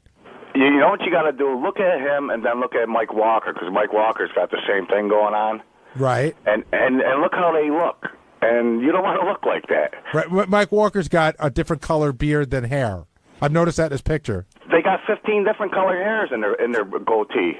Right. Maybe, you know, I could make this lighter, but now I got to wait 2 weeks for it to grow in, trim it, get it back to all white. It'll probably take a month to get it back to all white. It's probably coming off. We have the expert now joining us, Ronnie Munn. Expert, yeah, real expert. Ronnie, how do you think your job turned out over there? I like it. It like the bottom part is darker than the mustache, okay? Because the mustache is not as thick as the beard yet. He should have waited until his beard was fully grown in before he did it. If he shaves it now, is there going to be dye on his chin? No. Well, you got your answer there. I don't think so. I mean, I don't know. I've never done it, so I couldn't tell you. Can you describe? But then again, I got some on my finger, and it's still there. Oh boy! You know. Now, So can you describe? See, that's one way to make him keep it and grow it in, and he'll see it's much better. I might wait till the weekend to shave if I decide. No, but you know what, Gary, give it some time. Seriously, let it grow in more, and then you got to get the feel of how to do it the way you want to do it, how you want it to look. If you want it to look more natural, you don't put as much on in spots. Like when it grows in, you could see like your mustache pretty much is all black, but then the bottom part of your beard is all gray. So you don't really do much on your mustache. You just you do a little bit, and you leave parts of it so gray, and you get used to it. Ronnie, how much trial and error did it take? They could say mine looks like shit, but I really don't give a fuck because I like it. Well, how much trial and error did it take for you to get it right? Because you sound like an expert on I fucked it up quite a few times. How so? Like Bob Levy came in here one time and said, "Dude, what the fuck did you do? Did you just paint your face?" I know he was breaking my balls, but he was right. You got the wrong color? No, I got the right color, and what I did was I really put it on real thick, and I left it on like an extra 3 minutes. And the more you leave it on, the darker it gets. You're supposed to leave it on 5 minutes and then wash it out. All right, now can you describe that kit for the audience? You had my little skull kit. Yeah, you had a black lunchbox with a skull on it. Yeah, and we'll talk about the skull thing in a second. But what was inside? Like, what did you have? What's in the hair dyeing kit? Well, it's the dye, and then it's a neutralizer, two different tubes. You got a tube of dye, a tube of neutralizer. Okay. Then you got a little cup that you put the shit in to mix it. Then you got a brush with a little thing on the back that you mix it with. And then you got the brush part. It's a two-sided thing. It's pretty involved. Yeah, it takes like 5 minutes. It's once you get the hang of it, it's 1, 2, 3. You jump in the shower when you're going to do your shower or whatever. Boom, you're done. It's nothing. On Thursday's wrap-up show, a lot of the conversation was about Scott Salem, his lack of urgency, and what he did wrong today during the Mike Walker segment. And I think almost everyone from the show stopped by to let Scott know that he was wrong, and Scott defended himself. And when Scott defends himself, he gets a little testy. Here it is. You think Scott deserved to get yelled at, no matter what? Yeah, I mean, look, this is the Howard Stern show. We were going into the Mike Walker segment. Scott, A, didn't have Mike Walker ready to go. B, didn't have an excuse why he was ready to go. And C, took him 5 minutes to get it ready. So I could see why Howard was annoyed and why he yelled at Scott. I get it. Well, thankfully, Scott Salem is here to defend himself. Scott? Just go fuck yourself. I mean, come on. First of all, I did have an excuse why it wasn't ready because I was working on. We had a problem with the news all morning, and yesterday I was still working on it for Robin. We couldn't get any of the. Can I stop you there? I'm just going to play devil's advocate. Is there no one else that can do this when you're? No, I could have done it, but it did. Every week I always remember. I forgot. I have to call engineering. Scott, right. I'm not the one that has to connect Mike Walker, and all I have to do is make a phone call and tell them connect Mike Walker. I forgot to make the phone call. Will usually will remind me if he. I mean, if I don't do it, he'll remind me anyway, or if I do it, he'll remind me. Do you understand why Howard was mad? And do you I mean, that's all I'm saying. I don't need you saying I deserve to be yelled at. I know why he yelled at me. I was sticking up for Howard. The guy said he was cranky. I said, well, he deserved to be cranky at you. Yeah, I was something was supposed to be done that wasn't done. Okay. Of course he's going to be mad. I didn't say he shouldn't be mad, but I wasn't laughing at the fact that he was mad. No, I didn't think you were either. I wasn't, happy about it. I get pissed at myself for not getting these things done. It should have been done. I was, involved with something else. Will, we work together, me and Will. If he forgets, I remind him. If I forget, he reminds me. You could put. Here's a suggestion. You could put a standing alarm in Lotus Notes for 9 a.m. every Thursday, and it'll just pop up. Right, Scott. I want to know how you felt when Howard said this. Hit 2, Ted. Scott's so fucking busy. He can't be bothered. Right. Holy cow! How long have we been doing this? A long time. Yeah, I mean. Come on, huh? It's funny, right? Is that why you're laughing? It's not funny. It's funny. It's not funny. You don't care. You don't care if you ruin my show. Why do you say I don't care? Because you don't care. That's why I say it. You don't care about being professional. It's furthest from. I do care. That's why I'm upset too. I wasn't laughing. I care very much about what I do and how I do it. You weren't laughing? No. At that point? I had a smile on my face, but I wasn't laughing. I mean, it's not funny when I fuck things up. Is it more of a nervous It's funny laughter? to everybody else when I fuck things up. No, but it could be was it nervous laughter? Like you just have Howard staring at you? Probably nervous laughter. It wasn't laughing because I thought it was funny. Gary, how pissed does Howard get when something like this happens? Well, what happens is once he decides that he's pissed and he verbalizes it, it really does seem to build. And it's got to sort of run its course, and it builds, and the more you try to slow it down, the more it builds. So Scott was sort of right to not fight back, admit guilt. But sometimes you sit there, like even with Ganji the other day, Howard was getting mad at him, and he goes, I know, you're right. I know. He must have said that 10 times, but it doesn't stop it. Right. You just have it's like an avalanche. It stops on its own, and you can't really control it. And also, Ganji was so disingenuous with the apology, too. Sometimes Howard tries purposely to push your button to just get you riled up, to get you to explode. And I know he's done it many times to me over the years. So this time I was wrong. I did something wrong. I'm not going to fight back and get mad. I'm wrong. Okay, you got the right to yell at me. Scott DePace, you really feel that Scott is unprofessional or doesn't take responsibility for his mistakes? No, I think there's a he makes mistakes with us every once in a while. He's got one of his jobs is to set Howard's board up for us so that we can get the right type of audio feeds that we need. The other day he messed it up, and when I went to him to say, "Hey Scott, you messed that up," he was just really like a blank wall, like he didn't care. He was like, "Oh, I'll fix it later." And I just true. was like, listen, we talked about this in our office before, and unfortunately for the setup here, it's not nearly as much fun as it was at K-Rock, because at K-Rock, Scott was all the way down the hall, and when Howard would scream and yell, and we would all marvel at the lack of urgency in Scott's step. Like, you've seen me, like, I've almost knocked people over running into this. Howard goes, I need this. We've all almost knocked people over, and Scott moves at his own pace, man. Nobody's making him go any faster. And it is the most frustrating thing, too, when you feel a sense of urgency that you don't feel is being shared by him. Because, I'll run in and I'll be like, Howard needs blah, blah, blah up on Gary's page now. And he just stares at you. He interprets it. He processes it. Then he sighs and he goes, all right. Let me explain. Hold on. Let the gentleman defend himself. It was already past the time that it could have been corrected. So I said, I couldn't run in during the middle of the show. Unless it's an emergency. Yeah, I'm not talking about this particular incident today. I'm talking about a general overall It was attitude. like, okay, I know what's wrong. Exactly. I can't do it. Is not what I want to hear. I want to hear, I'm sorry. That's what I'd like to hear. Yourself. I'm sorry. Don't fuck yourself. I'm sorry. I want to hear that you care. I'm not going to apologize to you. You said okay. Okay doesn't do anything. Well, what was the problem? It does. Tell me what the problem was. He made our job a lot harder in the editing process. Not necessarily mine. Not yours at all. But okay, but what was it? Basically, we had music ended up being part of our audio mix that we don't want to be part of audio mix for rights reasons. So that was an accident on Scott's. It was an accident on Scott Salem's That's part. happened a number of times. Recently, Well, it happens a lot better. It happens, yeah, but it happens because we have to do certain things for our board where it'll screw you up, but we need to do it. And purposely, we need to do it, so it'll screw you up. And we know when those purposely. times happen. And this was a particular time where we had... No, you just forgot to check the board that morning. No, I did check the board, and I explained to you that we had everything That's what you was... told me. On Monday morning, everything was in disarray because the power was off all weekend.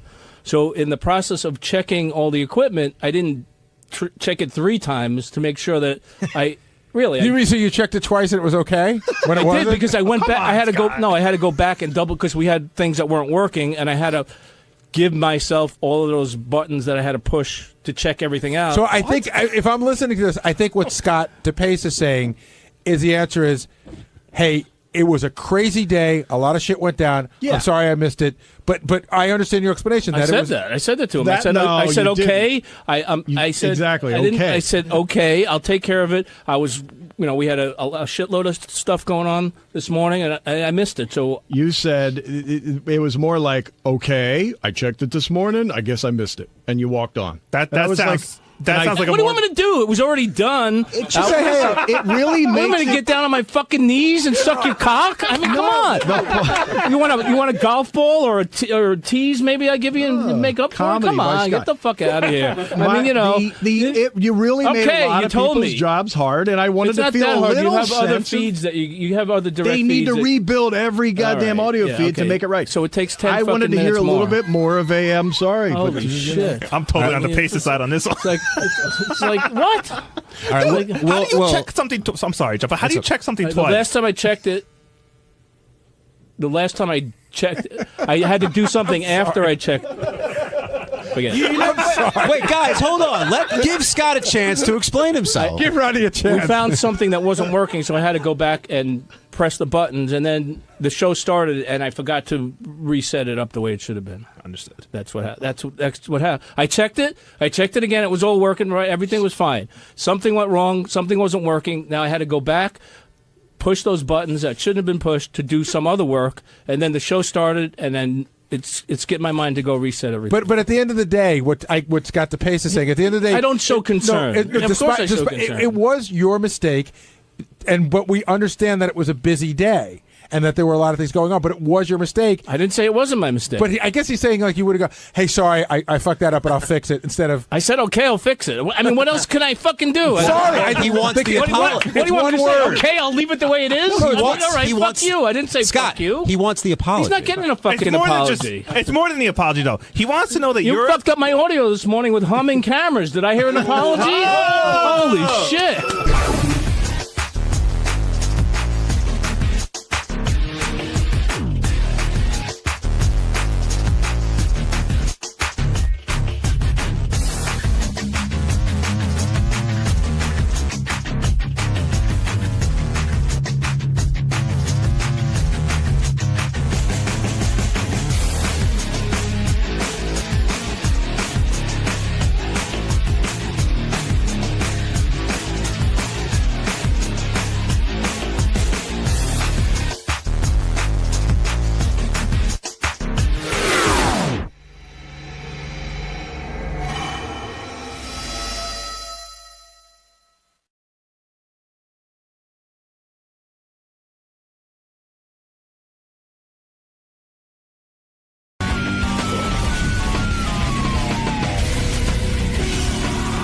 I was driving in my car listening to the wrap-up show, and there was a lot of things said that I want to dispute.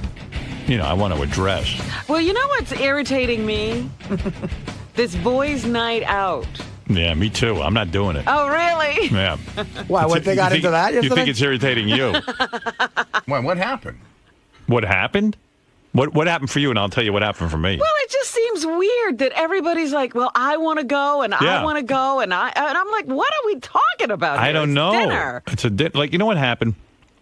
Gary said to me, like two things sort of happened at the same time. Gary said, hey, Beth's away. you want to go to dinner. It was very nice. Yeah. Very sincere. Said it to me off the air. I said, yeah, you know what? I said, that'll be fun. Maybe. I said, I gave him a day maybe, but I said, I'm not even sure. I don't know. Simultaneously, Artie called me at home and left me a message, a really sweet message saying, hey, I know you got some free time now with Beth away. Let's either go out to dinner or get a couple of guys to go to dinner. Dinner's on me, you know, that kind of thing. Said dinner's on me 5 times. I don't know. It was very, it's on me, it's on me, it's on me. So, well, I know you are obsessed with making sure that you always pay, and I wanted to make sure, you know. Whatever. So I thought about it. I said, hey, I haven't seen Artie in a long time socially. It would be kind of fun. And Gary, I always enjoy getting. I said, well, I'll mention to both these guys that we all had the same idea. Let's pick a night and go to dinner real early. I was thinking, honestly, me, you, Fred, and Gary. Like, I thought it'd be a nice little... Yeah, nice little dinner. Yeah.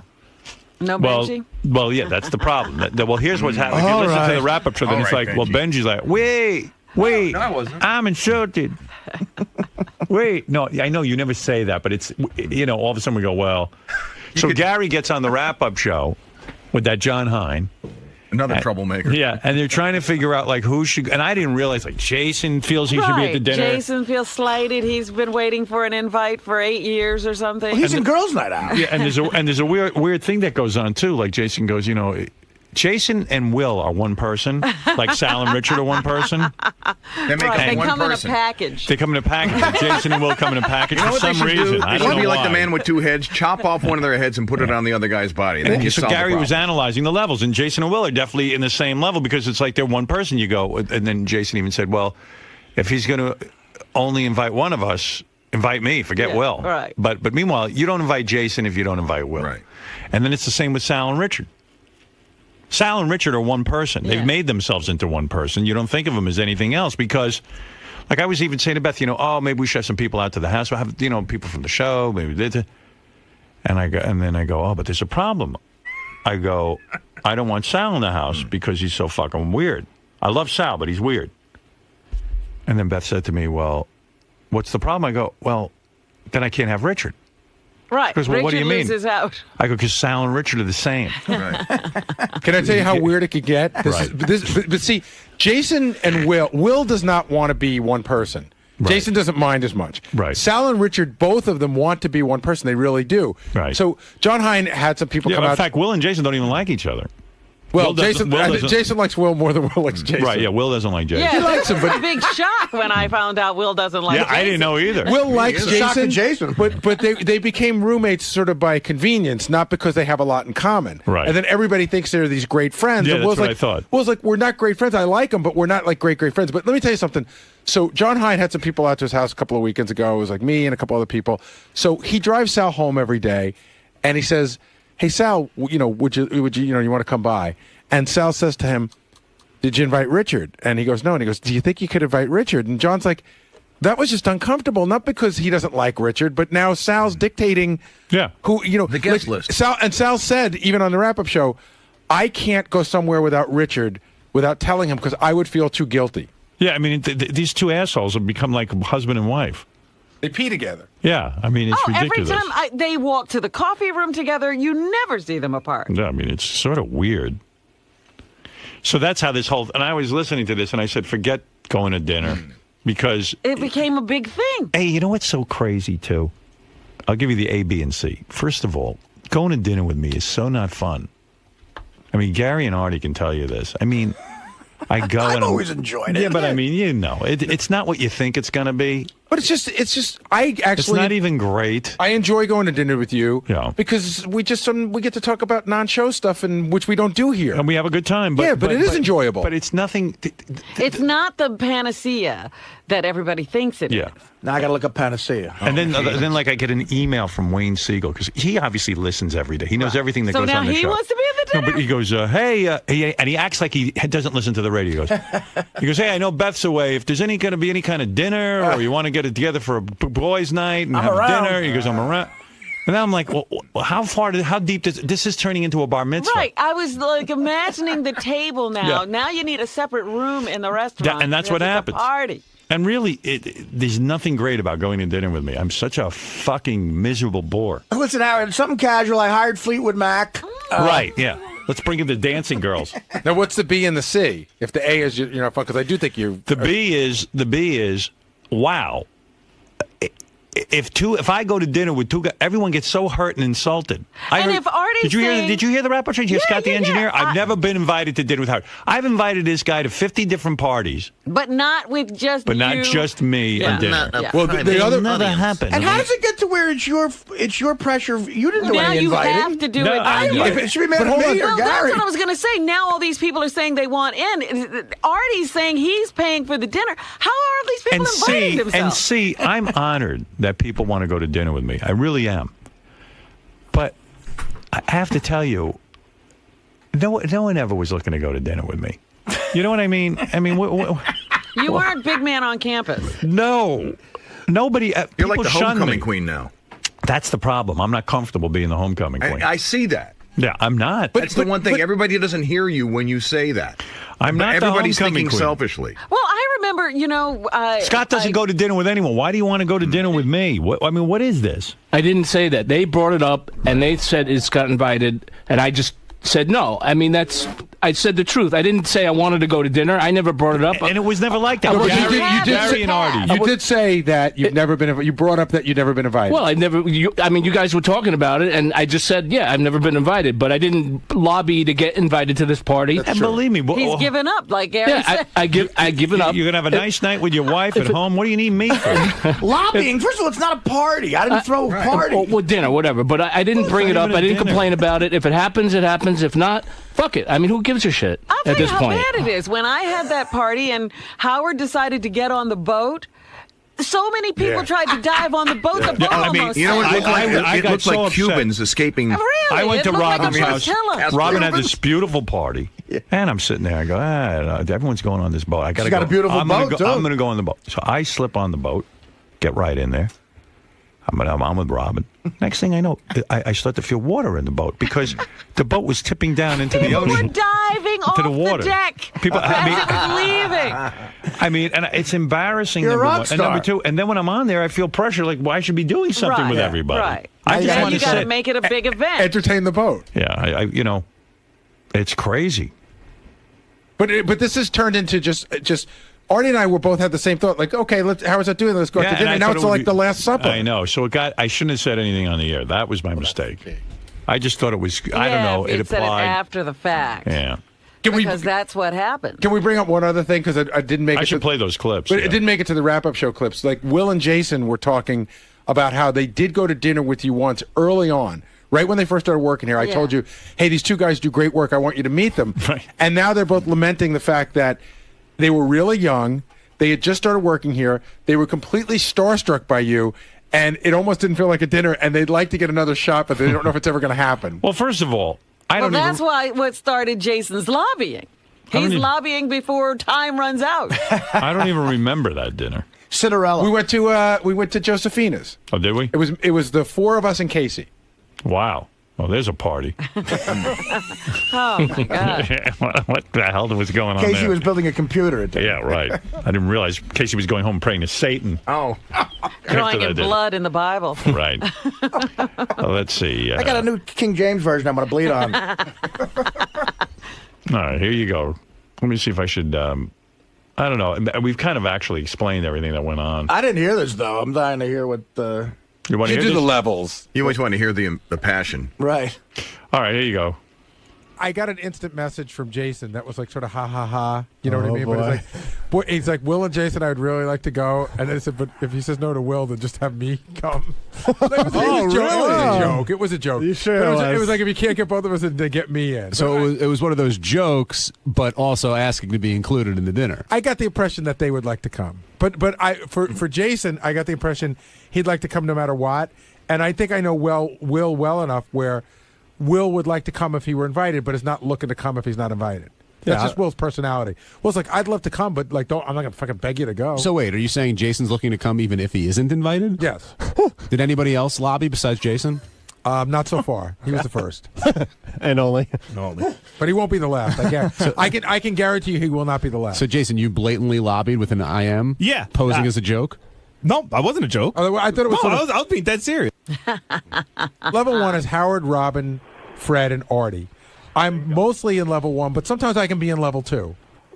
Probably more level 1 now than I used to be, but there was a lot of times where it was those 4 guys in the studio, and then I just realized all the wrap-up clips you pick, it's just you talking, Gary. I don't pick them.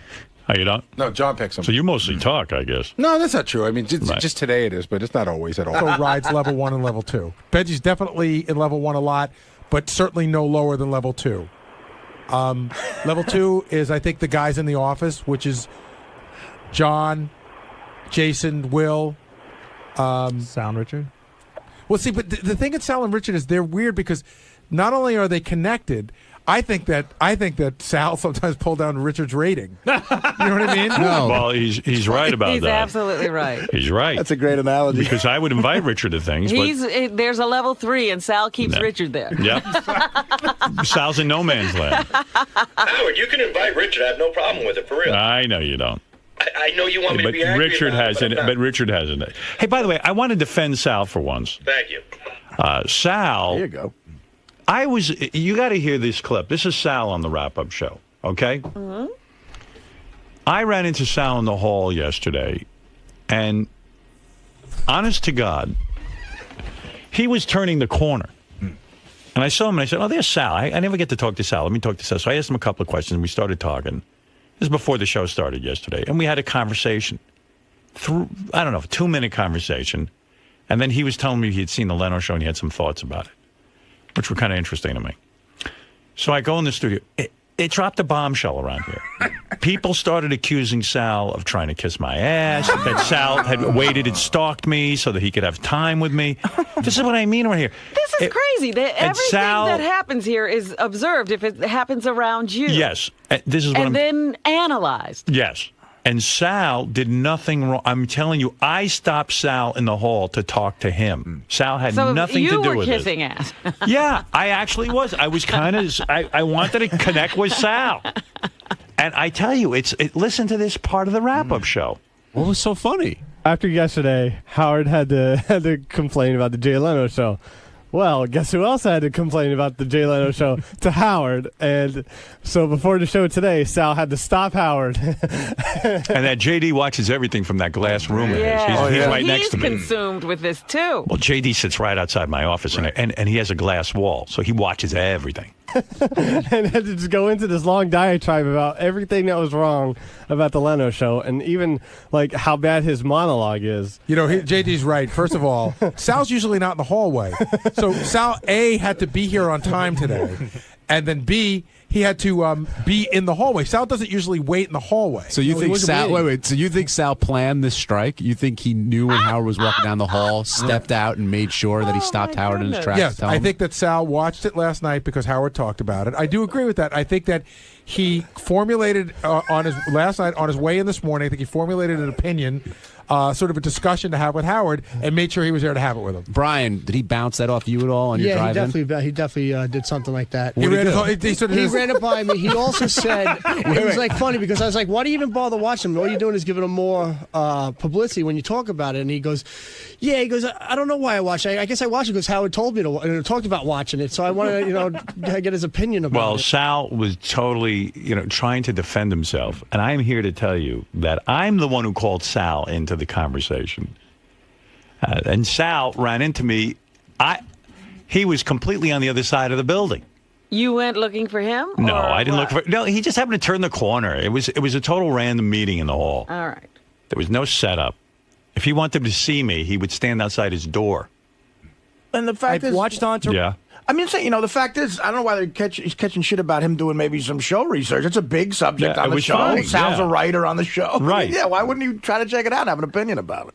I watched Entourage on HBO On Demand. Then I turned on Leno, and after 7 minutes, I rolled over. Then in the morning, I'm with Brian. Of course, it's a normal topic of conversation. Jay Leno comes up every day, so I discuss what I saw with Brian. We talk about a million subjects, but Brian, to say that I fabricated this or to test it out, no, he said I came across as testing it out. That's bullshit. Dude. Come on. It's really not. Okay, so now I express...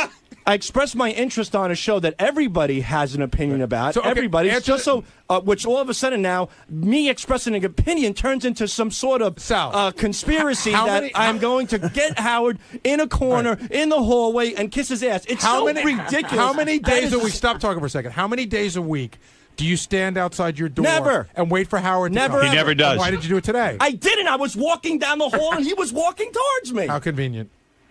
So Gary was really busting his balls. Everybody but Sal, believed it. You know, it was a theory that everybody jumped on. Sal never, ever bothers. Sal is across the hall from me, and he sits in that room. He never bothers me in the morning. And I am telling you, he was walking in the hall. He was coming around the corner, and I stopped and spoke to him. Well, he certainly could have used your help yesterday. I know. Well, I heard this on the replay.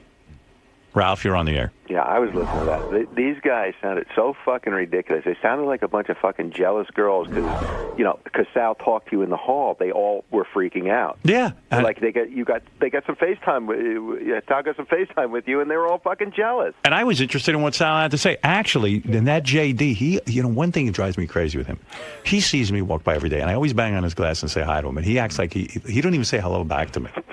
And meanwhile, he's watching everything I'm doing. Yeah, you're like TV to him. Yeah, he watches it. He was busy watching Sal and myself in this hallway. I should be me in the hallway. You know what they say, JD? Yeah, who knew you were sitting there beating off going, I should be with Howard. I don't know. That wasn't it at all. It was how passionate Sal was sounding. He was having a conversation. Okay, I get that now. All right, calm down, guys. I apologize to Sal, and I don't know how to react whenever you just knock on my window. I wave to you. You wave back, you mutant. Well, I don't want to bother you. Bother me. I'm bothering you. Yeah, waving back would not be bothering him. Well, sometimes I'm actually doing JD something is so too. used to people shunning him. He's like Frankenstein. That's why he accidentally kills a girl down by the river. Of all the people to be in a glass office to be observed. Oh yeah. I love those tours. I understand JD is kind of awkward and stuff, but you would figure after like 8 years of talking, he would learn how to talk and stuff. He still can't Did talk. you hear the tape of him yesterday on the that wrap-up was show? great. I loved it. JD could not get out a sentence on the wrap-up show yesterday. Wait, I don't know. Listen to this. Listen, here's JD on the wrap-up show yesterday. You got to hear this. He's retarded. I don't know if he Fuck you. necessarily actually wants me there. He asked you point blank. But that's on the air. We'll see what happens off the air. Something happens. He doesn't talk to anybody off the air. Well, whatever. Well, okay. We'll see. I mean, it's still they don't even know when they're doing it. What's going to happen off the air? I'm not saying. I'm just. I don't know. I'm just saying. It's. He asked you on the air. If you're not there, he's going to go, "Where's JD?" And I'm going to go, "I don't know. He didn't take it seriously." No, well, first of all, I have to be told. Listen, no plans have been made. So until that is done, if I get the plans known to me or something, then I'll go. I guess. What are you talking about? I said to JD this morning, what happens to you on there? He goes, I get pressured because you're not allowed to have dead air, and it screws him up talking. I love when JD goes, listen. Right. Yeah. Because you're going to have to listen hard. JD's a pro, no dead air. So you hate when those tours come through because people introduce themselves to you, right? Like that's the thing. You hate that. Well, it's just odd. It's just like, it's odd. I don't know them and It's like, it's odd. It's like, why don't you get I don't know. I don't know them. That I know But that. I'm a guy and I tap on that glass and you get weird. No, I know, but sometimes I'm actually putting, trying to finish editing something or whatever. Right. Sometimes. Okay. That now. But the speech thing, I figured, Ralph makes a good point. You think after 8 years being around us and you're pretty well accepted, I can understand maybe most of your life you were shunned.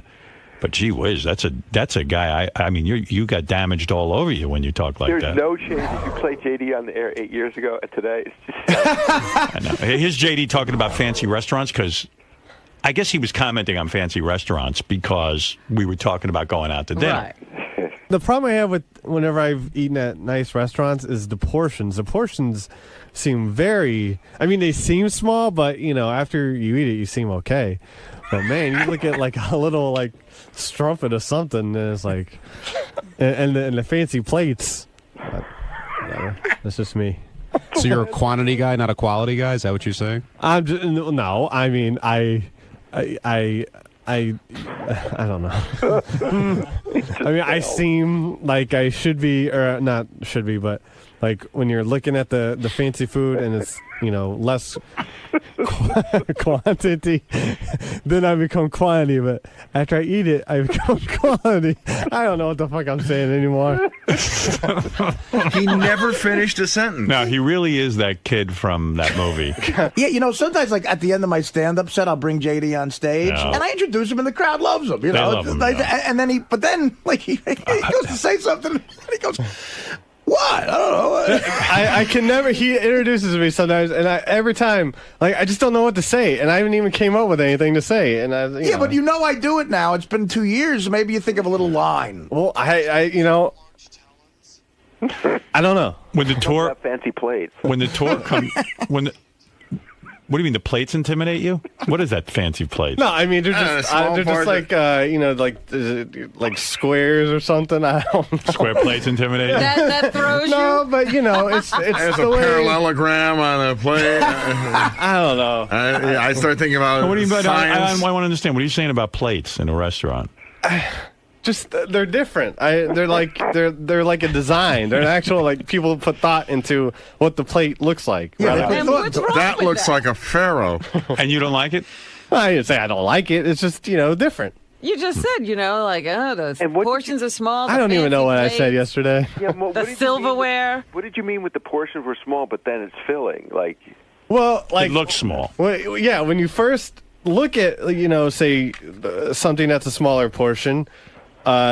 It looks small, and it's like, how is this going to fill me? But then, after you eat it, you seem okay. I have portion anxiety. Do you think there are trick plates? Like the plates are so big that they make the portions look small? No, that could be true. It's like the mirror on your car. That could be it. I haven't thought about that. I don't know. The wrap-up show yesterday was really good. There was a lot going on, and then. But Sal made the best point I've ever heard him make, actually, about you, Robin. What did I do? Well, crazy. He was talking about, when you and I were sort of going at each other, and I was talking about how you want to be married, and you made this statement, and Sal actually really hit into something. I say? Sal, what'd you think of that whole exchange? Typical Robin. What do you mean? way? She's an alien. I don't mean that in the way you might be thinking. She's just not from this planet. I don't get her. I mean, she every day some wacky shit just comes out of her. The fact that you, as a human being, cannot. I mean, she can't find love. She can't attach herself to somebody. She always pushes men away. She wants to be with somebody, but not somebody she'll miss. What the fuck? I mean, that was key. You said, I want to be in love with somebody, but not with somebody I'm going to miss. I never said that. See, You did. people are missing. Get the I tape. said, I'm not looking to be with somebody so I'll miss them if they leave. That's what I said. No. I said I wanted to be with somebody because I care about them. Robin, you know what love but is? I would always want somebody to pursue their dreams What is without love? fear That's not the of same thing. making me upset. That's not what I'm talking about. What is love to you? And don't start yelling. Tell me in a calm Because voice. you won't listen to me. You're What- talking and not letting me tell you Okay. what I said. What is love? What is love? I want to know what love is. What is it? What is your definition of love? I want to know. I don't have a definition of love. Yes, you do. I do Everyone not. does. How do you know when Here you're we in love go. with someone? Everyone does. I have to. Be Have you ever been in love? Yes. Okay. What was that experience It's a like? deep caring for someone. Okay. So you care for somebody. Yeah. The someone Okay. wasn't you.